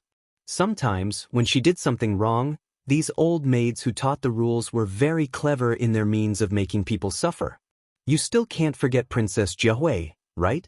When you heard that Princess Jiahui was going to fight, you followed her. How dare you say it's not because of Princess Jiahui? Tears flowed down her face. The tears washed away the rouge on her face. The dark skin covered by the rouge was exposed, forming a distinct ravine. Duan Xinghui closed his eyes. When he opened his eyes again, he looked at Arya with disappointment and said, it has nothing to do with Princess Jiahui. I don't have the position of general anymore. Now I have to make a contribution. Duan Lang, it's good. You don't have to take risks. Arya sobbed and begged. Duan Xinghui sighed deeply. He was really depressed. Arya didn't know his ambition at all. Was he going to spend his life like this without accomplishing anything? I have to go this time. I have made a military pledge with the marshal. Do you want to see me beheaded? Duan Xinghui was very impatient when he said this. Arya used to be simple, but now it seemed that it was inappropriate. He didn't know what to think about the overall situation. Arya didn't know what he was thinking at all. He wanted to stand up again with his own strength. Going to the battlefield was a very good and quick choice. Wealth came from danger. Looking at Arya's tears, Duan Xinghui's heart was full of helplessness. Princess Jiahui's cold face appeared in his mind. He seemed to have never seen Princess Jiahui cry in front of him. She disdained to cry in front of him. They were both women, but Princess Jiahui could be strong and even go to the battlefield. However, Arya became a daughter flower that clung to him. Duan Xinghui remembered that when he first met Arya, She was bright and innocent. When she smiled at him with wildflowers in her hand, Duan Xinghui only felt that it was the most beautiful thing in the world. But now Arya no longer had the taste of freedom. From Duan Xinghui's point of view, Princess Zhehui, who had always been bound by rules, behaved in a carefree manner. Duan Xinghui felt so tired, especially when he looked at Arya, who was crying. A word came to his mind inexplicably: "I don't love you." When Madame Duan heard that her son was going to the battlefield, she agreed very much. If she wanted the Duan family to recover its previous glory, she must make contributions. When she saw Arya's bitter look, she felt as if her son was going to die. Madame Duan gritted her teeth with hatred. She wanted to wait until Duan Xinghui left to deal with Arya. Receiving Madame Duan's gaze, Arya's body trembled. She felt even more bitter in her heart. She looked at Duan Xinghui with sadness in her eyes. However, Duan Xinghui couldn't see it. Duan Xinghui was busy going to the battlefield. Arya felt as if her whole body was soaked in ice water. She couldn't speak of her despair and loneliness. When it was time for the army to go to war, Ning Shu was a little excited. He was wearing armor, which was a little heavy. His hair was cut short and tied into a bun. He wore a helmet and a red cloak fluttered behind him in the wind. Ning Shu looked in front of the bronze mirror and felt great. "Princess, you look like a mighty general." Little Red praised, "You should be the most handsome generals." "Little girl, you know how to talk." Ning Shu tapped the tip of Little Red's nose and said, "I'm leaving. Take good care of the princess's residence." I will wait for Princess to come back." Little Red said with a little choked up, "Princess, you must come back safely." Ning Shu looked at Little Red's eager eyes, and a strange thought surged in his heart. Little Red looked like she was sending her husband to the battlefield. Ning Shu immediately turned around and left. Oh, under such eyes, Ning Shu almost fled. "Princess, you must come back safely. I will wait for you." Little Red waved her handkerchief and shouted to Ning Shu. Ning Shu almost fell down from the horse's back. He quickly grabbed the reins and galloped towards the army's military field. The entire drill ground was filled with an austere and tranquil atmosphere. Flags fluttered in the wind, and every soldier wore armor and held a red tasseled spear in their hands. At a glance, they were neat and breathtaking. When Ning Shu saw this scene, it was the first time he had seen the cold and cruel beauty of a cold weapon war. Boundless pride surged in his heart. For the family, for the country, for the people. Ning Shu, under the influence of such an environment, had goosebumps all over his body. Boundless pride rose in his heart. This was his emotion, and it was also the emotion of the original body. Ning Shu urged his horse to Shenfeng's side. Shenfeng was wearing armor, and his white beard made him look wise and farsighted.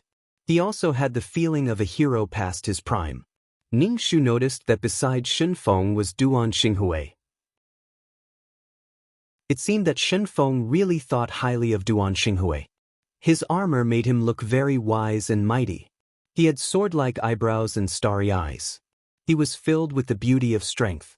No wonder the original body was so fond of him. Duan Xinghui, who was sitting on the horse's back, was especially filled with a bewitching beauty. The world's darling was really different. Shenfeng only nodded to Ning Shu. This time was not suitable for talking. Ning Shu only swept a glance at Duan Xinghui and then passed him by. Duan Xinghui originally wanted to say hello to her, but the other party looked at him like a stranger. She did not recognize him at all. This made Duan Xinghui's heart stifled. His anger was mixed with helplessness. Dong, dong, dong. Around the military field, there was a deep and penetrating sound of drums. The sound of the drums seemed to beat with the rhythm of the heart. It made people's heart excited. With the arrival of the emperor, Li Wen walked up to the high platform of the military field. Li Wen was wearing a black dragon robe embroidered with golden threads. On his head was the crown of the Son of Heaven. The curtain made of round and plump dragon pearls slightly trembled as he walked. This curtain covered Li Wen's face, but it made him look even more noble. Li Wen had an imposing manner that was proud of the world. When Li Wen appeared, a solemn and dignified atmosphere condensed in the air. People could not help but hold their breath. Seeing Li Wen, the entire military field was filled with the sound of clattering armor. The soldiers neatly knelt on one foot on the ground and shouted, "Long live the Emperor." Chapter 58. Power gave a man a powerful charm. At this moment, Li Wen was the center of the world. Even Duan Xinghui, the male lead, was inferior in front of Li Wen. Ning Shu saw from the corner of her eye that Duan Xinghui was looking at Emperor Li Wen with envy and confusion. Li Wen raised his voice and said some words to stir up the hearts of the people. His words were impassioned, causing the soldiers below to howl. They wished they could immediately go to the battlefield and kill the enemy. Ning Shu's eyes twitched. Li Wen, who was usually cold and taciturn, could be so passionate when talking about sending people to their deaths. It could be seen that Li Wen was really determined to control the northern desert. Just the amount of food for the army of 200,000 was a shocking number. He wanted to beat the bandits of the northern desert until they were afraid. With Li Wen's full and sonorous voice, the rhythm of the drums became hurried. Mixed with the roars of the soldiers, it shook the entire capital. "Jiawei!" Li Wen waved his hand to Ning Shu. Ning Shu immediately jumped off the horse and went to Li Wen. He half knelt in front of Li Wen and shouted, "Greetings, brother." Li Wen put the little gray ball on Ning Shu's shoulder. Ning Shu was a little surprised. Li Wen said with his hands behind his back, "This little guy is very sensitive to danger. I tried to feed it some cakes mixed with poison, but it refused to eat. I wanted to throw it into the snake cave, but it ran away. Ning Shu, let it stay by your side, it will be of some use." Li Wen patted Ning Shu's shoulder heavily. It was really heavy. Ning Shu's shoulder was bent. "Come back alive." Ning Shu's nose twitched and he almost cried. It was probably the original owner's emotions. Ning Shu also felt that although Li Wen was cold, he still had some brotherly feelings for the original owner. Ning Shu replied with a nasal voice, "Imperial brother, you should also pay more attention to your body. Your body is everything. Only with a good body can you do a lot of things and fulfill your wish of creating a prosperous era." Li Wen's expression was somewhat complicated as he said, "Go." The little gray ball squeaked and jumped onto Li Wen's body. It was obviously reluctant to let Li Wen go. Its small and sharp claws grabbed Li Wen's clothes and squeaked. Ning Shu was speechless. Li Wen had tormented it like that, but it still couldn't bear to do it. Ning Shu was very unhappy. He walked over and caught the little gray ball. The little gray ball squeaked in Ning Shu's hand. The sound was very sad. It was sad to hear it and shed tears. The army walked towards the gate. Ning Shu sat on his horse and looked at the commoners on both sides of the street sending them off. There were also some family members who looked at their loved ones in the army with tears in their eyes, as well as anticipation and worry. It was tragic and solemn. Ning Shu looked at these scenes and understood more and more why Li Wen wanted to create a prosperous era where the people lived in peace. It was just that this prosperous era had to be constantly fought, even built on blood and bones. It was just to let the world live in peace and happiness. Ning Shu's sharp eyes saw Arya and Madame Duan in the crowd, as well as Yuan Dong. Yuan Dong's head was covered with pearls and jade. She looked exactly like a rich madam, but her expression was very melancholy. Duan Xinghui probably only cared about being entangled with his true love and had neglected Yuan Dong. Duan Xinghui saw his loved ones in the crowd, his mother and his lover. For some reason, Duan Xinghui first glanced at Ning Shu and saw that her face was indifferent, as if she didn't care about anything. Duan Xinghui breathed a sigh of relief in his heart, but it was mixed with an indescribable bitterness and loss. It could only be said that things that couldn't be obtained were good things. In the plot, Jiahui desperately wanted to be with Duan Xinghui, but Duan Xinghui hated her. She was like a dog's skin plaster sticking to him. Now that she ignored him, Duan Xinghui felt lost in his heart and all kinds of pretentious mischief arose. Ning Shu only knew how to give Duan Xinghui the middle finger. How could a person be so despicable? After walking for nearly 4 hours, the marching team was completely out of the capital. At this time, the sun had risen very high. It was a little warm on people's bodies, especially when they were wearing armor, which could block the biting cold wind. Looking back, the soldiers following behind were sweaty. Their black faces were somewhat glowing, and hot white smoke came out of their bodies. "Princess, do you want to set up camp?" Shen Feng asked Ning Shu. Ning Shu could see from Shen Feng's expression that he didn't want to set up camp. Speed was the most important thing in war, but Ning Shu asked because of her identity as Princess Jiaowei. Ning Shu shook her head and said, "Marshal Shen is the supreme commander. Jiaowei should abide by the military rules. Marshal Shen has the final say." They had just left the capital and were about to set up camp. When would they reach the northern region? Everyone speed up. Shen Feng shouted. Once the order was given, the soldiers carrying the flag waved the yellow flag and transmitted the message. Shen Feng no longer had scruples about Ning Shu's identity as a woman. He directly followed the strictest military order and marched until nighttime before setting up camp. Ning Shu finally breathed a sigh of relief and sat alone in a simple tent. After all, she was a woman and a princess of a country. There was no reason for her to sleep in the same tent as those men. However, the food was completely the same as ordinary soldiers. Ning Shu was not picky. She ate coarse noodles mixed with meat soup. Only when she was full would she have the strength to fight. Ning Shu felt that she was quite hardworking. In order to complete the mission, she had to put on armor and go to the battlefield. To be honest, Ning Shu's heart was still a little anxious. After leaving the capital, the little gray ball had been very dispirited. It looked at Ning Shu with a pair of depressed eyes. Even when Ning Shu gave half of her food to the little gray ball faced Ning Shu with its butt and looked at the sky with a sad and bright angle. Ning Shu was speechless. It felt so intoxicating. What was this guy doing? Was he so reluctant to part with Li Wen? The little gray ball had a lot more spiritual energy than before. After Ning Shu finished her dinner, she got some water and washed up. After all, she was a woman. It was very inconvenient to be in a group of men. What Ning Shu did not expect was that in the middle of the night, someone had actually snuck into her tent. It seemed that they had bad intentions, and it was not just one person. Ning Shu was so angry that she laughed. Sure enough, women were in a vulnerable position. If something really happened, they could just say that they had died in battle. Ning Shu felt that she needed to make an example of them. Otherwise, there would be some lustful people in the future. Probably because they were afraid of Ning Shu's identity as a princess, these people did not go too far. Moreover, many of these people were middle-ranking generals. Ning Shu felt that there would be a chance to make them swallow their teeth and blood. The next day, when the army was marching, Duan Xinghui rode beside Ning Shu. Ning Shu asked, "Princess, are you okay?" Ning Shu was already in a bad mood. When she heard Duan Xinghui's words, she felt that this guy was gloating. She said coldly, "What does Guard Duan think I'm not okay?"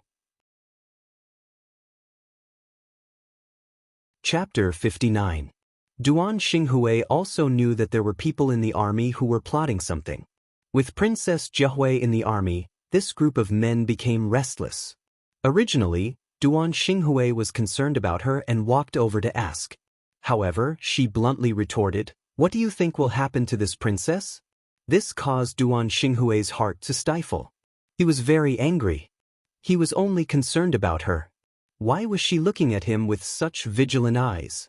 Princess Jiaowei's feelings for him had changed too quickly, causing Duan Xinghui to feel that Princess Jiaowei's love for him was like a dream.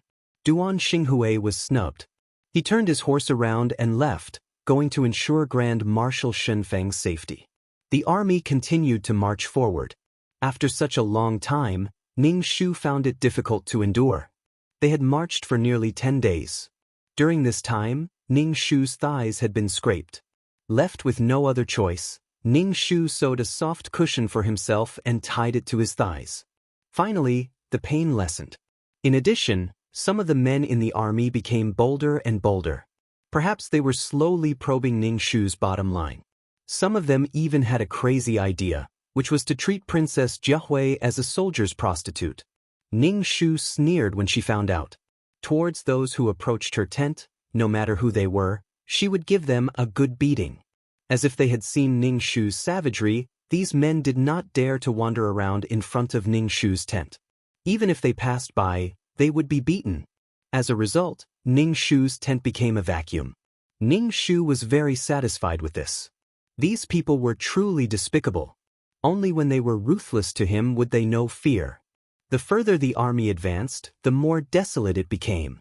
Large tracts of land were uncultivated. Even some of the land that had been planted with grain had been ruined beyond recognition. The Xiongnu and Tatars treated the common people of Great Yang's borders as fat sheep. Once their wool grew, they would harvest it. In the winter, when there was no grain, they would harvest it. Ning Shu's heart was filled with indignation. The Xiongnu Tatars were tall and strong, yet instead of working, they only knew how to plunder. Shen Feng's face was also filled with grief. He stroked his somewhat white beard and looked around. He sighed and said, "The people living at the border are really too bitter." Shen Feng had not seen the hardships of the commoners who were captured by the Tatars. Their clothes were ragged, and their faces were yellow and emaciated. They worked for the Tatars, and the Tatars drank wine and whipped the slaves. Ning Shu's heart was in turmoil. He couldn't wait to fight with these despicable Hun people. The closer they got to the border, the heavier the hearts of the soldiers became. The villages here were desolate and there was basically no one to be seen. Moreover, the closer they got to the border, the more serious the desertification became. Shen Feng found a desolate village to set up camp. In this village, there were only some old, weak, sick and disabled people. Children who did not have enough clothes to cover their bodies were so cold that their lips had turned purple. Their bodies were covered with some rotten cotton wool, which was simply not enough to cover their bodies. Seeing the army, the people in the village revealed expressions of horror and despair. Even though these soldiers were not wearing Xiongnu clothing, these people were still afraid. Plucking feathers from wild geese, soldiers passing by like combing a comb. This was why these commoners were so panicked and at a loss. Ning Shu felt sour and said to Shen Feng, "Marshal, it's better if we don't enter the village. It's not suitable to disturb the commoners." Shen Feng saw that these people were so frightened that their bodies were trembling. He ordered them to set up camp not far from the village and ordered them not to disturb the commoners. Ning Shu sat in his tent and took off the soft cushion wrapped around his legs. After such a long march, the saddle had already worn out his thighs. Fortunately, there was still a soft cushion, so it did not worsen. Ning Shu sprinkled some medicinal powder on the reddened areas. Suddenly his ears twitched. He seemed to have heard a woman's cry for help. Ning Shu quickly came out of the tent. At this time, the sky was a little dark. Ning Shu seemed to have heard the sound of horses' hooves. Ning Shu stepped on the trunk and directly climbed up a tree. He looked into the distance and saw less than 20 Xiongnu Tatars riding horses on a dusty road not far away. They were teasing a woman who was running with all her might in front of them. Each of the men's faces revealed extremely cruel and playful smiles. They had the interest of a cat playing with a mouse. Ning Shu circulated his qi and jumped down the tree. He walked directly to the largest tent. He entered the tent and said to Shen Feng, "Marshal, there are traces of Tatars ahead.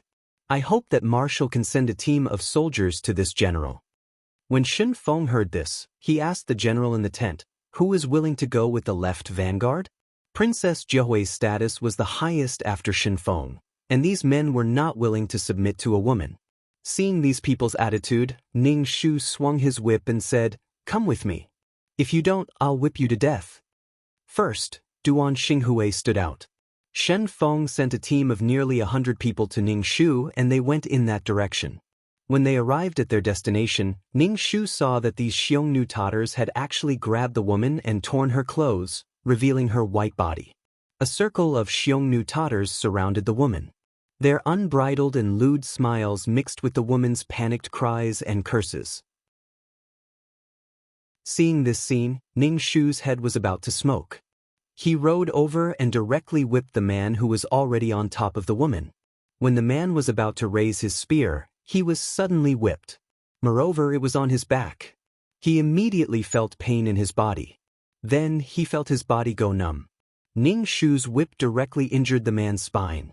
For a moment, he was unable to move. Everyone was shocked by this sudden situation.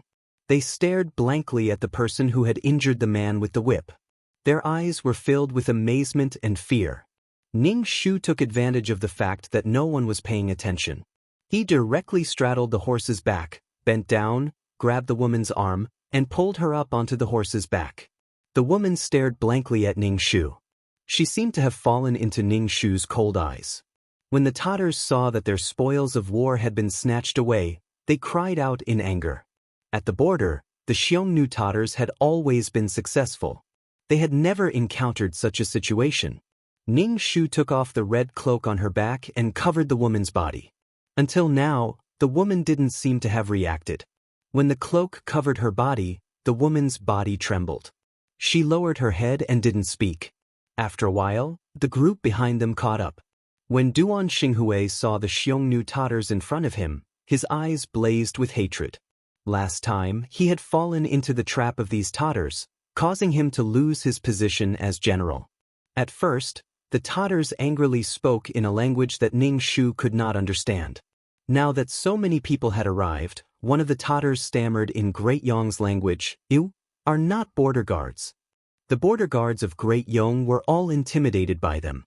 When they saw them, they would take a detour.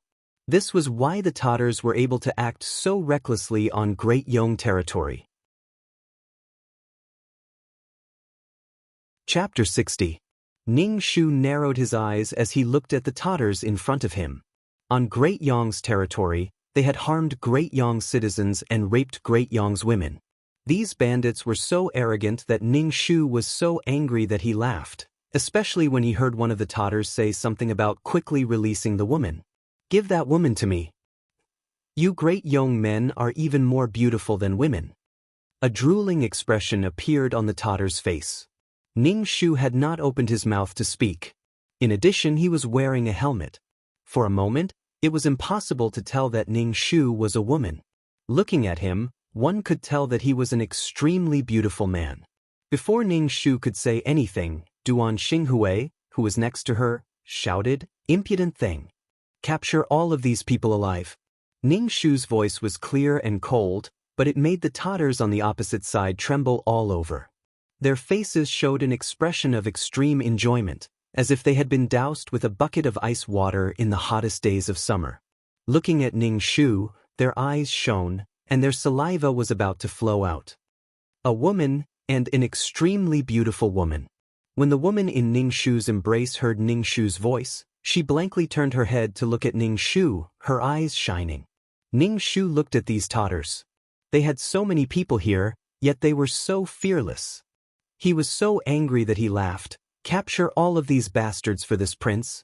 If this prince doesn't whip these sluts until they call her mother, then she will be unworthy of this prince's title." Duan Xinghui took the lead, and the troops behind him charged forward to fight. Ning Shu looked at the chaotic scene. These Tatars were indeed brave. There were more than 100 people here against less than 20 Tatars, and there were even some who were injured. Ning Shu felt very vexed as he watched. Even though the Tatars relied on their physical advantage, they were unable to withstand the large number of people.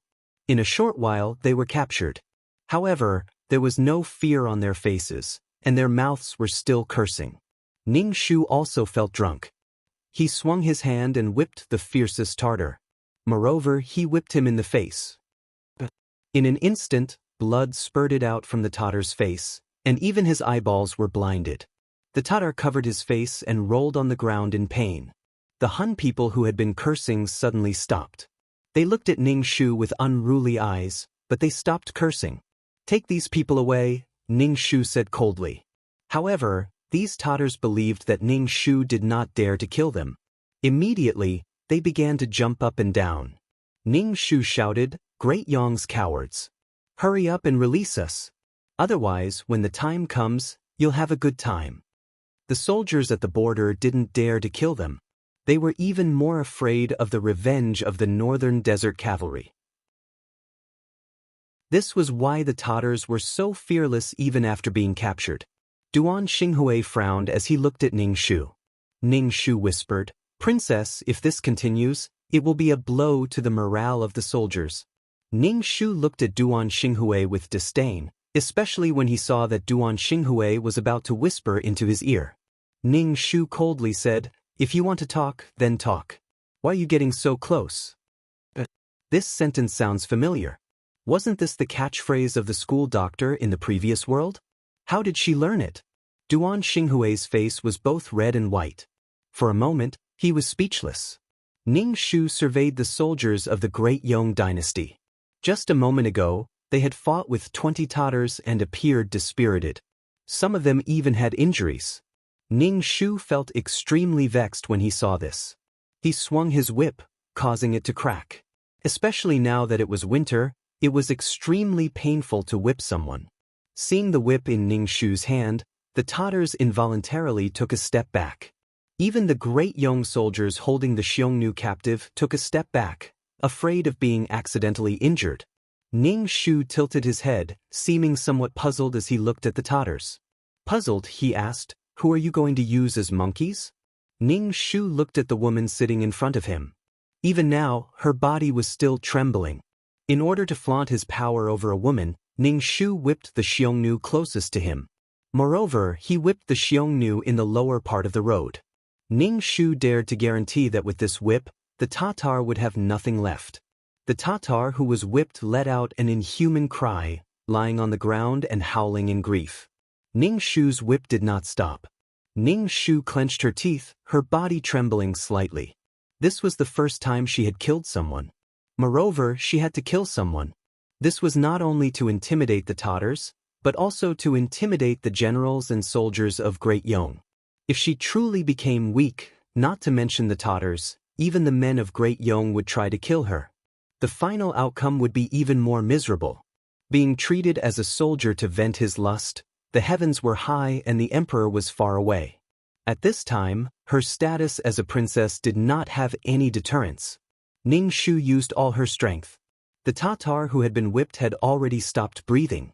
Every time he was whipped by Ning Shu, his body would twitch. His lower part had already been whipped into a bloody mess by Ning Shu. Seeing all of this, Ning Shu's stomach churned.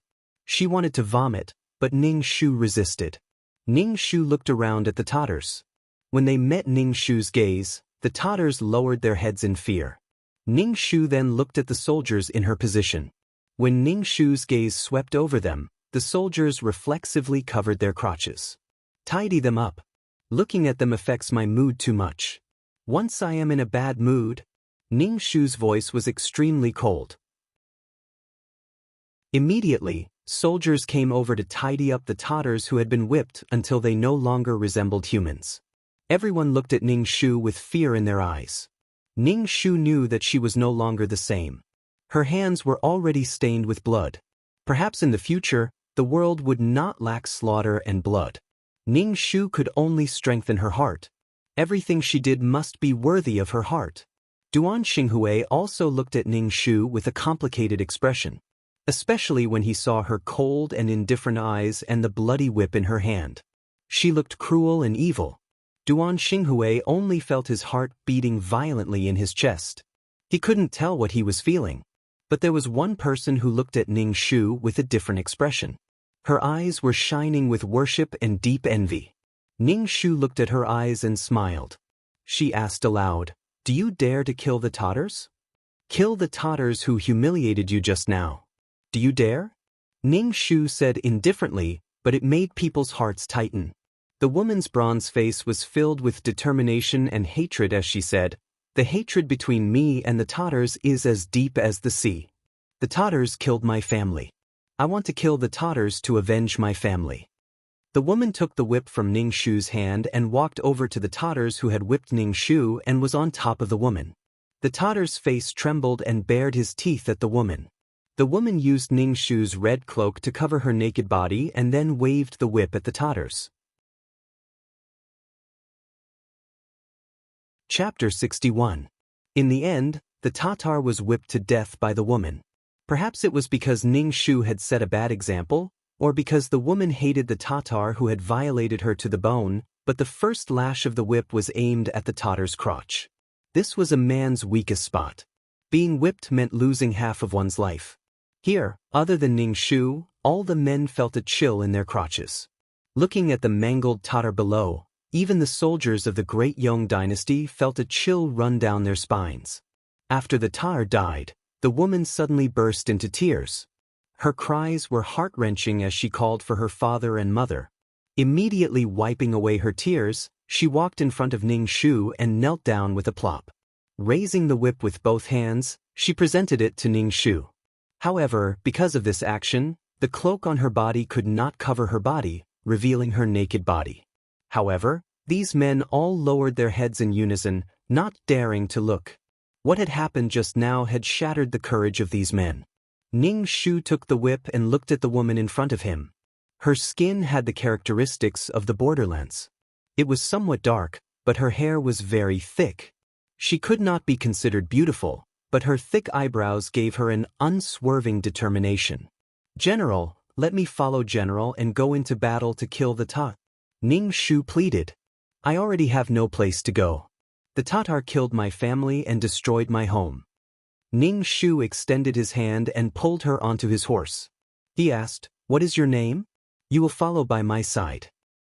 "Your servant, commoner, lowly one." The woman did not know how to address herself. Her face was both black and red. "You can directly address me as your servant. In the future, you will follow by my side. You can address me as princess." Ning Shu actually wanted to have a woman by his side. It was quite convenient. "Princess?" The woman looked at Ning Shu in shock. She clearly did not expect that a princess of a country would come to the borderlands to fight. "Princess, please bestow a name. Your servant's life is given by princess." Ning Shu spoke sonorously and forcefully. Her voice was extremely solemn and firm. A smile appeared on Ning Shu's face. "Who said that women were inferior to men? Perhaps they were inferior to men in terms of physical strength, but don't underestimate a woman's tenacity. From today onwards, you will follow me. You will be named Kai Sang." Ning Shu was quite happy. She finally had her own team, even though she was only one person. However, it belonged to her completely. Just now, when she wanted to bring people here, no one paid any attention to her. These men still looked down on women, even if she was a princess. Women were women, they should stay at home and nurse their children. The battlefield was for men to play. Kai Sang was very respectful to Ning Shu. She went to the side to put on her clothes and did not sit with Ning Shu. Instead, she led the horse for Ning Shu. "Take these Tatars back and interrogate them properly. They should be spies," Ning Shu said indifferently with a cold face. He had to pretend to be cool to the end. Actually, pretending to be cool wasn't easy at all. Ning Shu turned his horse around, preparing to return to the camp. The sound of hoofbeats could be heard from not far away. Moreover, there were quite a few people. Ning Shu's heart froze. He immediately said to Duan Xinghui, "Quickly release the signal flare." Duan Xinghui immediately pulled the trigger, causing the signal flare to explode in the air. After a short while, a group of Tatar cavalry arrived. They were extremely imposing. Their horses were fat and strong, and they kicked up a large cloud of dust. Just this imposing manner was enough to cause the people of Great Yong to panic. Even the troops panicked, their faces revealing expressions of fear and uneasiness. Ning Shu shouted, "What are you panicking for? Stand properly for me." Regardless of how a battle was fought, the troops had to be orderly and imposing. Ning Shu narrowed his eyes as he looked at the leader of the Tatars. It could only be said that enemies often cross paths. At the very front of the Tatars was the second prince, Helian Ing. Second prince, second prince? Seeing Helian Ing, the captured Tatars immediately shouted excitedly. Then, they looked at Ning Shu with complacency and resentment in their eyes. Ning Shu lashed out with his whip, producing an ear-piercing explosive sound. It formed an afterimage, immediately silencing the Tatars. They felt as if they were fighting against each other. Seeing Princess Jiahui intimidate the Tatars with a single whip, the soldiers of Great Yong puffed out their chests, looking rather imposing. Helian Ing was wearing animal leather, revealing some of his chest. He looked even wilder than when he was in the capital. His entire body was brimming with a bewitching wildness.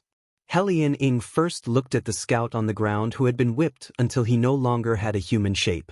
A dark and gloomy expression flashed across his eyes. Then he looked at the armored Ning Shu. You shouldn't have done this. Helian Ying's tone was very languid, but it was also very dangerous. You didn't want to marry me for peace, and now you want to lead troops into battle. Princess Jiahui, you have truly exceeded my expectations. Only a woman like you is worthy of this prince. Helian Ing extended his hand, grabbing in Ning Shu's direction. Ning Shu smiled wickedly. Just obediently marry me for peace. There is no need to cause trouble here. You killed my warriors of the northern desert. Let your great Yong soldiers pay for it. If I kill one warrior, this prince will slaughter 100 soldiers and 100 commoners. If I kill 2, this prince will slaughter 500 soldiers. Helian Ing bared his teeth, his eyes flickering with a cold luster. Helian Ying's voice, mixed with the cold wind, reached everyone's ears, causing them to shiver involuntarily. Princess Jiahui, come with this prince? Helian Ing looked at Ning Shu.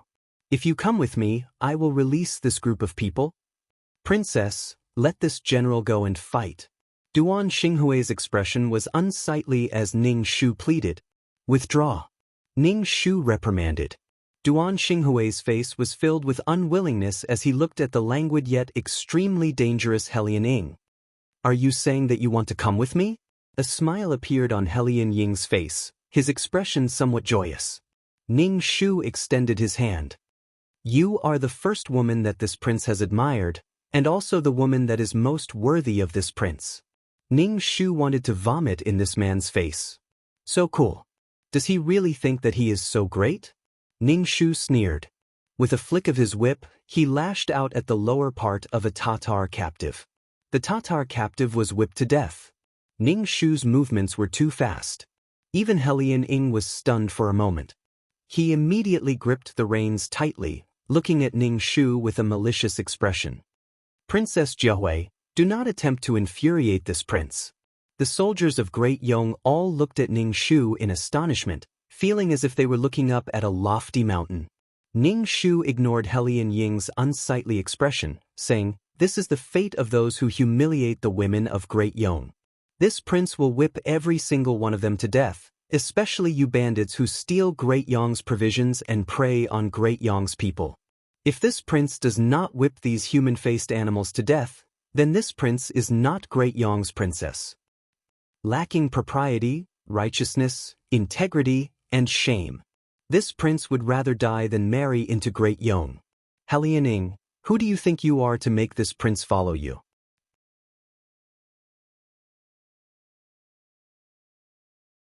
Chapter 62. Do you people of the northern desert not even have a bronze mirror? Why don't you take a look at yourselves? Without a bronze mirror, take a piss and look at your own reflection. Do you really think that you are the best in the world?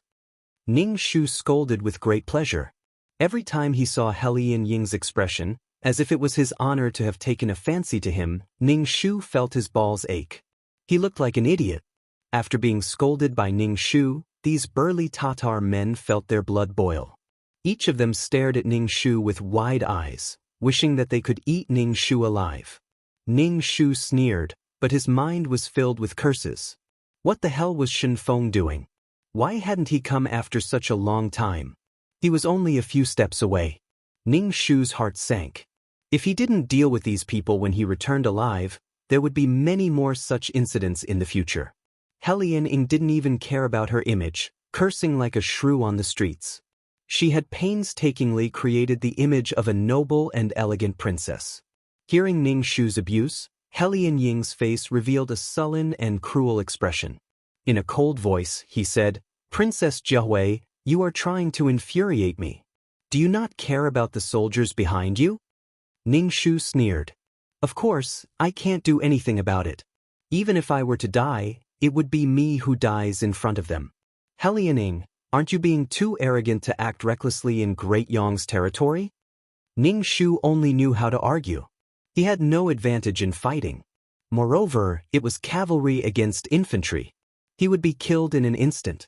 Princess Jiahui, it is not that this prince is arrogant, Nor is it that our warriors of the northern desert are arrogant. It is that your great young soldiers are cowards, not daring to face the warriors of the northern desert. You don't have the slightest bit of courage. For such a country, this prince can only hee-hee. Hee-hee your sister? Ning Shu cursed inwardly. Helian Ying's words caused the citizens of Great Yong to feel extreme humiliation. They looked at Helian Ying with bloodshot eyes. Princess, this general requests permission to fight? Ning Shu said in a deep voice, his tone sonorous. Ning Shu was speechless. Could he win in this situation? Could it be that all wars are fought alone? Are you going to fight alone? Ning Shu and Duan Xinghui asked in a low voice. Duan Xinghui watched as Ning Shu leaned over to talk to him. For some reason, Duan Xinghui's heart began to thump violently. He puffed out his chest and said, "Let me fight the enemy's general first." Fuck, was it really a one-on-one fight before a group fight? Helian Ying saw that Ning Shu was chatting with a man without looking at the situation. Helian Ying shouted coldly, "Princess Jiahui, what are you shouting for? Can't you see that we're discussing something?" Ning Shu said snappily. Helian Ying was speechless. Helian Ying raised his head. The Tatar cavalry behind him immediately surrounded Ning Shu's group. The great Yong soldiers stood back to back, raising their red-tasseled spears and waiting solemnly. Ning Shu's expression chilled as he looked at Helian Ying. Helian Ying sat leisurely on his horse. Looking at Ning Shu, a pleased smile appeared on his face. "Princess Jiahui, have you thought it through? Those who are engaged will be my wife, those who run will be my concubine. Helian Ying, you want me to go with you? What is my status?" Ning Shu had no choice but to feign civility with Helian Ying. "Prince." Duan Xinghui couldn't help but shout. Ning Shu ignored Duan Xinghui. Shen Feng still hadn't come. He really didn't place her, the princess, in his eyes. "Of course you are this prince's consort. This prince's lands, cattle, sheep, and slaves are all yours." Helian Ying's voice was filled with temptation. Ning Shu really wanted to spit at Helian Ying's face. She didn't have anything in Great Yong. Why would she need Helian Ying's things? Her fief was even more than Helian Ying's. "Helian Ying, this consort has always wanted to fight with you. If you want this consort to leave with you, you'll have to see if you have the ability." Ning Shu sneered, "Tell your people not to move. The two of us will fight." Ning Shu knew that this battle had to be fought. It wasn't only for the sake of morale, but also to make this body no longer fear Helian Ying. Seeing Helian Ying, this body reflexively trembled. Ning Shu clenched his teeth. From the bottom of his heart, he felt that Helian Ying wasn't undefeatable. In the future, he would fight with Helian Ying many times. Could it be that he would tremble every time? Touching the whip at his waist, Ning Shu looked at Helian Ying. "Let's fight one-on-one." Helian Ying looked at Ning Shu with a very tolerant gaze, as if she was looking at a naughty pet. She extended her claws, wanting to scratch him. "As you wish. If you lose, will you have to go with this prince?" Helian Ying's lips curled into a smile. "This prince is very interested in you." Ning Shu lashed out with his whip, clamping the horse's belly. With a coquettish snort, he galloped towards Helian Ying. Ning Shu used all his strength to lash out with his whip. Helian Ying ducked and dodged. Ning Shu had to control his trembling body while fighting with Helian Ying. Helian Ying originally wanted to tease Ning Shu. However, seeing Ning Shu's grave expression, she showed no mercy. Helian Ying's heart also became cautious. She drew out the broadsword at her waist, blocking Ning Shu's sharp whip. Duan Xinghui watched from the side, very worried. His lips were tightly closed, his gaze following Helian Ying's figure. Especially when he saw Helian Ying's sparkling eyes looking at Princess Jiahui, Duan Xinghui felt very uncomfortable, very uncomfortable. Helian Ying laughed heartily. Her voice was low and sexy, carrying a swift and fierce aura with it. She wrapped Ning Shu's whip around her saber, grabbed Ning Shu's whip, and pulled Ning Shu in front of her. Ning Shu was speechless. Feeling the hand around her waist, she felt very disgusted. It was as if a caterpillar had landed on her skin. Ning Shu struggled with all her might, but she couldn't break free. Moreover, Her nose was filled with a wild smell. "Let go of this, princess," Ning Shu coldly rebuked. Helian Ing met her clear and cold gaze. It was clear and cold, like a snow lotus swaying in the wind on a snowy mountain. "Dishonest little wild cat," Helian Ing said in a low voice, tightly hugging Ning Shu's waist. Fuck, did she have to disgust people to death? Helian Ing, this slut, was definitely the biggest obstacle to her completing this mission. "You damn tar, let go of Princess Jiawei," Duan Xinghui shouted. His expression was anxious and unsightly. Helian Ing didn't pay any attention to Duan Xinghui. Instead, she looked at Ning Shu. Ning Shu sneered and raised her leg to kick Helian Ying's lower part. Helian Ying's legs clamped down on Ning Shu's legs, making it so that Ning Shu couldn't move. Then, she lowered her head to look at her colorful face. Helian Ing looked meaningfully at Ning Shu. Fuck, Ning Shu's embarrassment turned into anger. The heavens gave men strong bodies, but they used this strength on women. What kind of morality was this? Helian Ing was using strength to crush her. Ning Shu took a deep breath.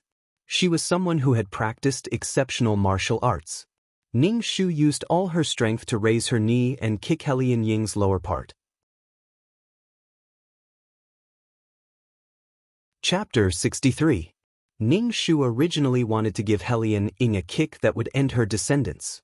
However, Helian Ing quickly dodged, while Ning Shu broke free from Helian Ying's control. Taking advantage of the situation, he lashed out with his whip at Helian Ying's body. Caught off guard, Helian Ing was struck by the tail of the whip. Immediately, she felt a burning pain on her arm. Helian Ying's complexion changed, turning pale.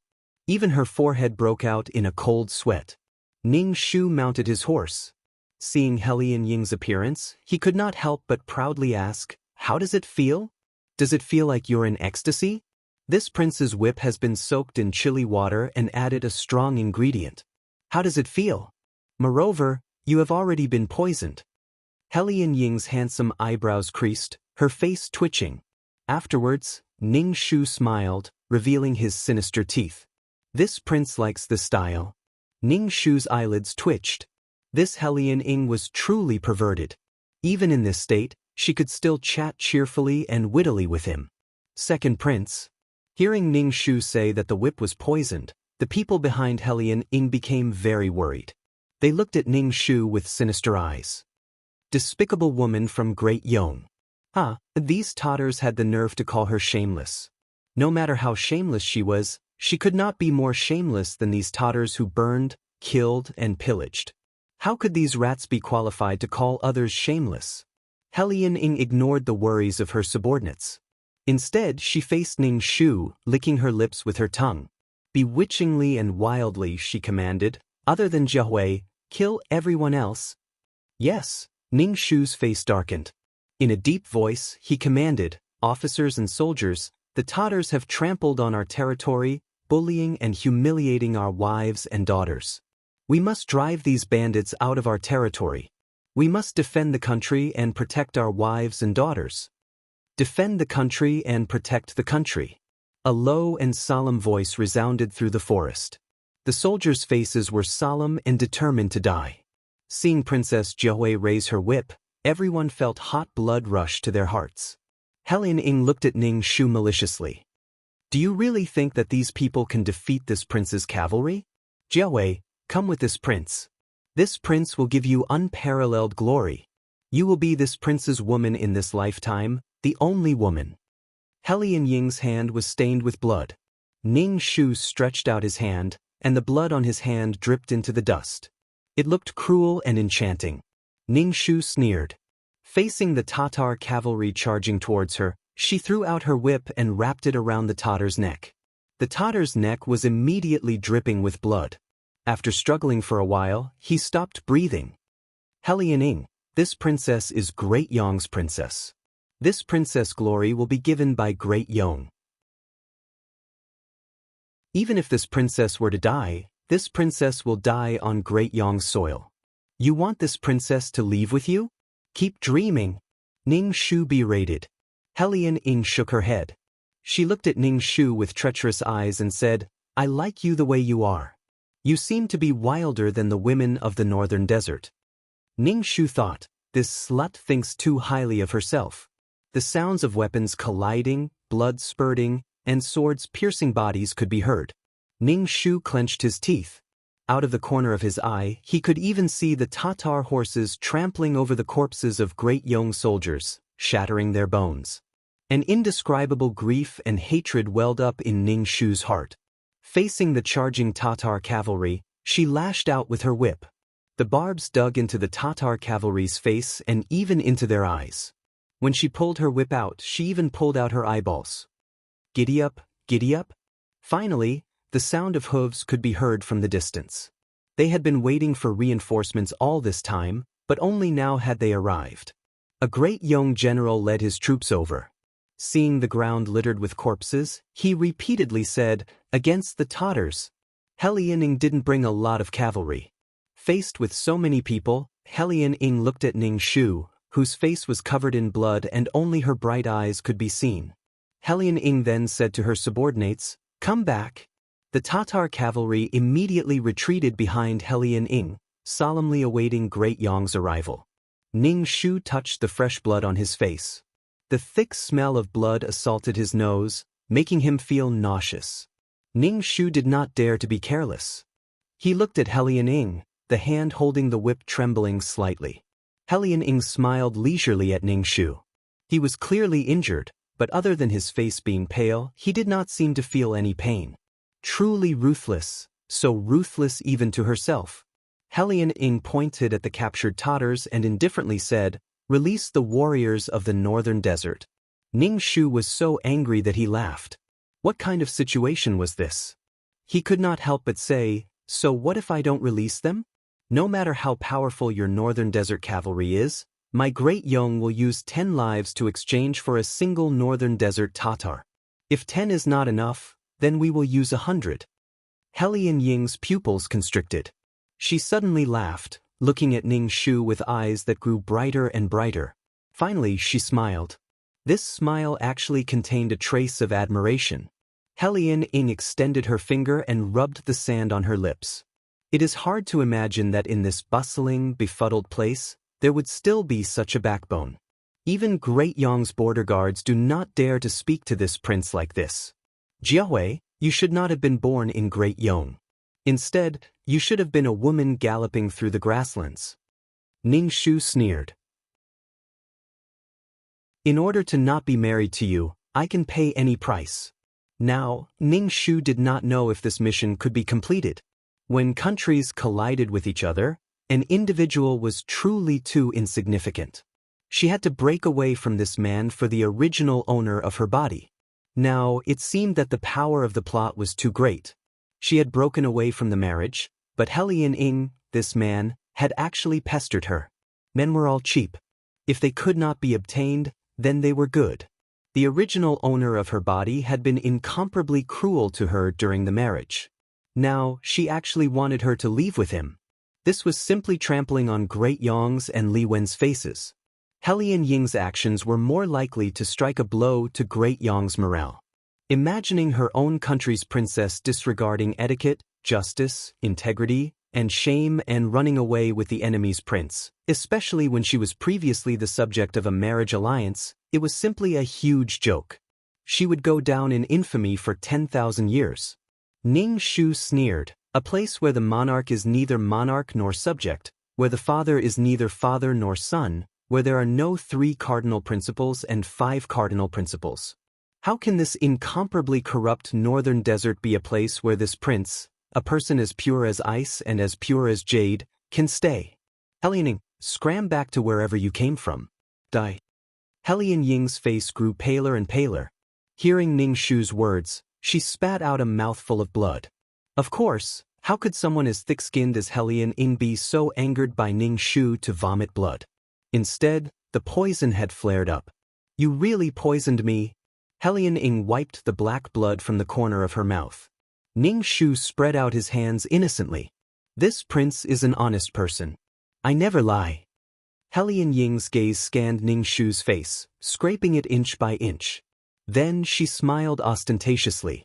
"Princess Jiahui, You should prepare to be pestered by this prince for the rest of your life. This prince is so scared.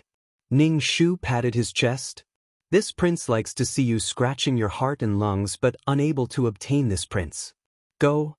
Helian Ing spat out another mouthful of blood, ordering the Northern Desert Cavalry.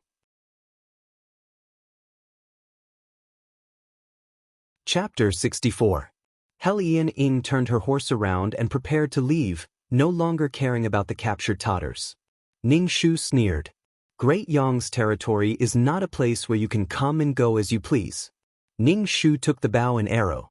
Circulating his qi, he pulled the bowstring into the shape of a full moon. The arrowhead flickered with a cold luster as it aimed at Helian Ying's back. Ning Shu loosened her grip and the arrow flew towards Helian Ing with a whistling sound. Helian Ing dodged Ning Shu's bow and arrow by lying on the horse's back. The bow and arrow pierced through the tree trunk with a ding sound. Helian Ing looked at the arrow in the tree trunk and could not help but turn her head to glance at Ning Shu. She sat coolly on the back of her horse, her eyes cold and full of killing intent. Ning Shu was somewhat disappointed that he had not disposed of Helian Ing. Sure enough, she had been a scourge for 1,000 years. If Helian Ing had died so easily, it would have been unrealistic. In short, the original owner of his body and Helian Ing were entangled.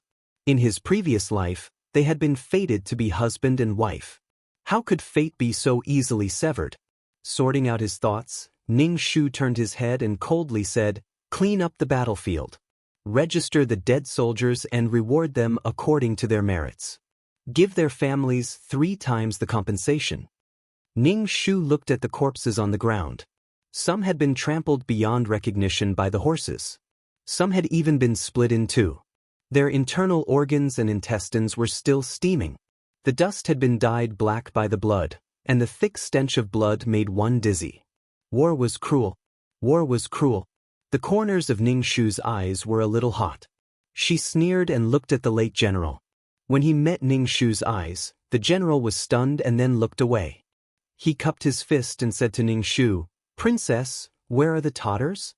The heads of the Tatters can be exchanged for military merits." The general's eyes lit up as he looked at the Tatters. Even though they had arrived late, they still wanted to snatch the credit. Shen Qingqing felt extremely displeased with Great Yong's officers and soldiers. No wonder the Tatters were so unbridled in their territory. Why didn't they spend their energy fighting the Tatters? Shen Qingqing looked at him and said coldly, "Whoever dares to touch these Tatters, I will cripple him." "What, do you want the credit?" "This general does not dare." The general hurriedly lowered his head.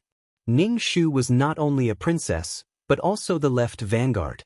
Her status was higher than his. The man's heart was filled with displeasure and grievance. Ning Shu didn't care what these people thought. He shouted, "Return to the camp." Kai Sang, who was saved by Ning Shu, was leading the horse. She looked at Ning Shu with sparkling eyes. When they returned to the camp, Ning Shu directly ordered his men to escort nearly 20 Tatters to the high platform of the drill ground in the middle of the camp. Perhaps they had become accustomed to being unbridled on Great Yong's borders. Although they were afraid when faced with the pitch-black soldiers below, they were certain that Great Yong's soldiers would not dare to kill them. Their expressions were filled with provocation. Ning Shu first knelt on one knee and saluted to Shen Feng in the tent. Then he reported the situation. In addition, he recounted how the general had arrived late and disregarded the life and death of his comrades. The general's face immediately darkened. He looked at Ning Shu with eyes filled with deep-seated resentment. Ning Shu sneered and stroked the whip at his waist. How could he fight when the hearts of his soldiers were so divided? He had to concentrate his efforts in one direction. There were bound to be rats and rats.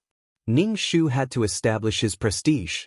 He couldn't allow these self-righteous men to look down on him because of his status as a woman. He had to kill the chicken to warn the monkey. The chicken was precisely these Tatters. Ning Shu ignored the general's resentful gaze and walked onto the high platform. In a cold and loud voice, he said, "The Tatters hurt my compatriots. Kill. The Tatters trampled on my land. Kill." The soldiers below all raised their spears and shouted loudly. The dozen or so Tattars on the high platform were shaken and their faces turned pale. Especially when they saw Ning Shu coming over with a whip in her hand, they were scared out of their wits and started mumbling something that no one could understand. Ning Shu sneered and lashed out at the crotch of a Tatar. The Tatar, who had been tied up tightly, rolled his eyes in pain, his mouth emitting inhuman screams. The soldiers, who had been shouting their slogans with lofty aspirations, were so shocked that they lost their voices. For a moment, the drill ground filled with 200,000 soldiers was silent, all of them covering their crotches. Ning Shu sneered, "This is the price for humiliating my great Yong's women." Ning Shu lashed out with the whip, continuously lashing out at the Tattar's crotch until it was dripping with blood and badly mangled flesh. Ning Shu surveyed the entire drill ground. Every man who was swept by Ning Shu's gaze felt their scalps tingle. They looked at Ning Shu as if they were looking at a demoness. Kai Sang stood below the platform, looking at Ning Shu, her eyes revealing an intoxicated expression. In the end, the dozen or so Tattars had their testicles popped by Ning Shu. They couldn't be more dead. Even Shen Feng, who had fought for half his life, had never seen anyone humiliate the enemy like Ning Shu. "Princess, that's enough. The army must pay attention to benevolence and righteousness. What is the difference between our great Yong and the bloodthirsty northern desert?" Shen Feng asked Ning Shu. Ning Shu looked at Shen Feng, whose beard was somewhat white, and said, "Marshal, Jiawei does not agree with your words. Our benevolence and righteousness are seen as weak and easy to bully by our enemies.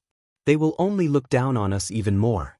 Only by using violence to curb violence and killing to stop killing can we intimidate our enemies. Since I can't reform you, I'll fucking cremate you." Shen Feng couldn't convince Ning Shu, and Ning Shu didn't agree with what Shen Feng said about benevolence and righteousness. Ning Shu beckoned to Kai Sang, who immediately ran in front of Ning Shu. Kai Sang asked, "Princess, what are your orders?" "Go and find some butchers." "Yes." Kai Sang went to find some butchers. Ning Shu directly ordered them to empty their stomachs. The butchers were immediately scared to the point of wetting their pants. They were butchers, not humans. Not only were the butchers scared to the point of wetting their pants, even the soldiers below felt their hair stand on end. Looking at the indifferent Ning Shu, they felt both admiration and fear. Finally, the butchers dissected the Tattars. Ning Shu had the bodies of the Tattars smeared with salt before hanging them at the city gate. In the dead of winter, it was the perfect time to make bacon. Ning Shu's actions intimidated everyone. Shen Feng looked at Ning Shu and shook his head. Ning Shu loudly declared, "This is the price for invading my great Yong." The rows of corpses hanging at the city gate allowed the bold and fearless Tattars to see that these people, who had been wantonly trampled upon by them, were still able to resist. For a long time, the corpses were hung on the city walls. After being exposed to the elements, the corpses became even stiffer, causing the Tattars passing by the city gate to tremble in fear. Such brutality! Ning Shu didn't pay attention to these people's fearful gazes. Afterwards, Princess Jia Hui's reputation as a demoness quietly spread. If they had any thoughts before, then now they wished they could arm themselves to the crotch of their pants. The sight of Princess Jia Hui's pants made them shiver.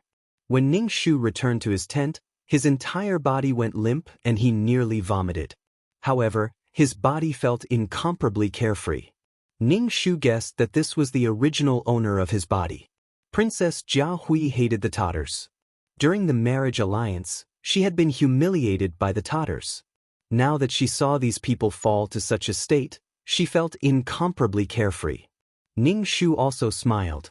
To be able to do something for the original owner of his body was extremely good. Chapter 65. After this matter, Ning Shu had established absolute prestige in the army.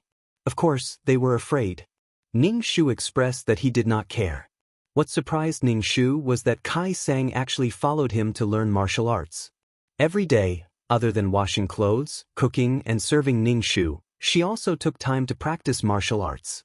She said that she wanted to go to the battlefield to kill enemies. Ning Shu also allowed her to do so.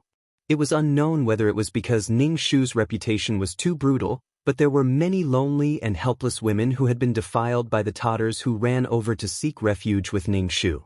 It did not take long for hundreds of people to gather. They had become a female army, adding a touch of color to the entire military camp. These women were all desperate and had no choice but to seek refuge with Ning Shu. Seeing Ning Shu say that he wanted to go to the battlefield to take revenge, they gnashed their teeth in anger. Ning Shu thought about it. It was very important to establish a team that he could command. Thus, he accepted these women and had people teach them the basics of martial arts. Perhaps it was because they had found a new goal in life. These women were no less vicious than the men. Perhaps women could not compare to men in terms of physical strength, but men could not compare to women in terms of tenacity. However, the military camp could not raise these women for nothing. Even Shen Feng vaguely said that women could not stay in the military camp. Ning Shu did not say anything. He only said that these women helped in the military camp. For example, cooking and sewing clothes were all done by these women. In the end, Shen Feng could only let Ning Shu do as he wished. With Ning Shu as a precedent, it was not easy to use the reason that women could not stay in the military camp. Ning Shu did not know that a wave of criticism had already been set off in the capital. It was nothing more than that his methods were too brutal. Another thing was that he had taken in so many women in the military camp, which touched the nerves of these pedantic scholars. If women could go to the battlefield, how could the 3 obedience and 4 virtues be used to restrain women in the future? It would not be good to add shackles to women's thoughts. The officials all rose up. Li Wen sat on the dragon throne. His face was expressionless, but a hint of a smile flashed in his eyes. He read the memorials from the border repeatedly. When he saw Ning Shu's actions, a hint of satisfaction flashed in his eyes. Then he looked at the ministers below and said indifferently, "Yes, your methods are cruel. How about this? I will send one of you to the border. If you can come back alive, I will dismiss Princess Jiahui. How about that?" The officials were speechless. The emperor wanted them to die. When facing these officials, Li Wen's attitude was always indifferent. If one of them died, someone would immediately replace him. Li Wen wished that these corrupt officials were all dead. The ministers shrunk their necks and lowered their presence. Not long after, Ning Shu received a letter from Li Wen. There were only 2 words written on it: "Very good." Ning Shu immediately understood Li Wen's meaning. It seemed that Li Wen approved of his actions. With Li Wen's support, Ning Shu's heart felt more at ease. Now, Ning Shu's tent had become a forbidden area for men and a base for women. The women wore armor and waved red tasseled spears. They actually looked decent. Ning Shu's lips curled into a smile.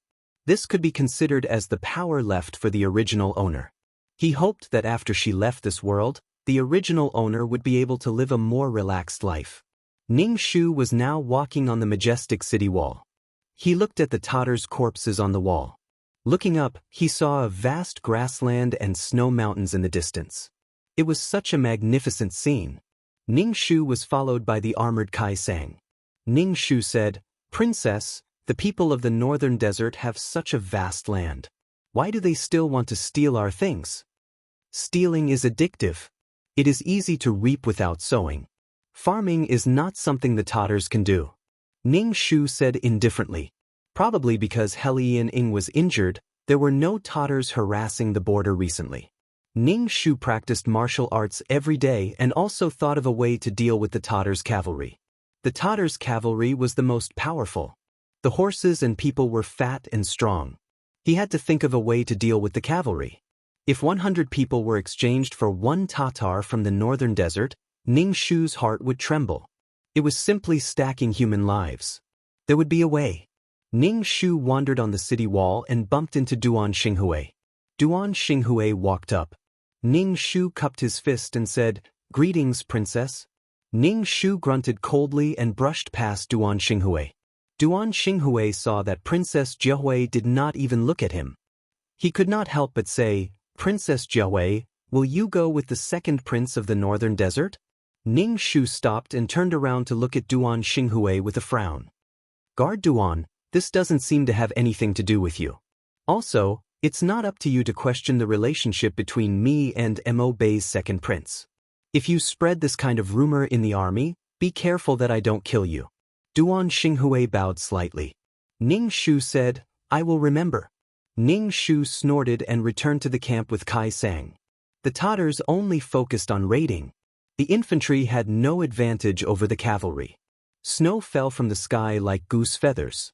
In less than a day, the snow covered everything. Shen Feng looked very dignified. Usually, in this kind of weather, even cattle and sheep would freeze to death. Now was the time for the Tatars to raid.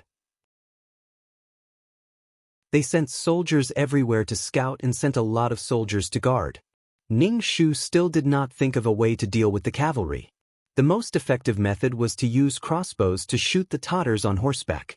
Shen Feng was not young. He did not have much confidence in winning the battle. He only wanted to do meritorious service and not make any mistakes. However, Ning Shu wanted to deal a heavy blow to the Tatars. He suggested that Shen Feng put large crossbows on the city wall. Shen Feng nodded at Ning Shu's suggestion and went to arrange it. Duan Xinghui had been by Shen Feng's side. He was busy. Now that the battle was coming, Duan Xinghui could not help but comfort Ning Shu. Princess, in fact, as long as we defend the city wall, we will win. Ning Shu was quite speechless. What did Duan Xinghui mean by saying this to her? Ning Shu was also preparing for the battle. Princess, let us go with you this time. Ning Shu pleaded with Kai Sang. They all want to go with you. When Ning Shu came out of the tent, she saw the female army standing neatly in front of her. They weren't very beautiful, they didn't even have enchanting figures, but their aura couldn't even be compared to men. Their expression was solemn. When they saw Ning Shu, they knelt on one knee on the ground. Greetings, generals Wu Qianfeng. Ning Shu was instantly filled with lofty sentiments. He shouted, get up. There will be a great battle soon. Are you afraid? Not afraid. The woman's voice was not as deep as the man's voice.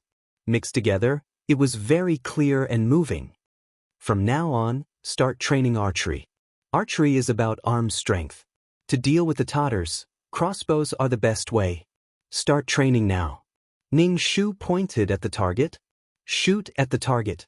Ning Shu was the first to pull the bow and arrow. She directly shot at the target.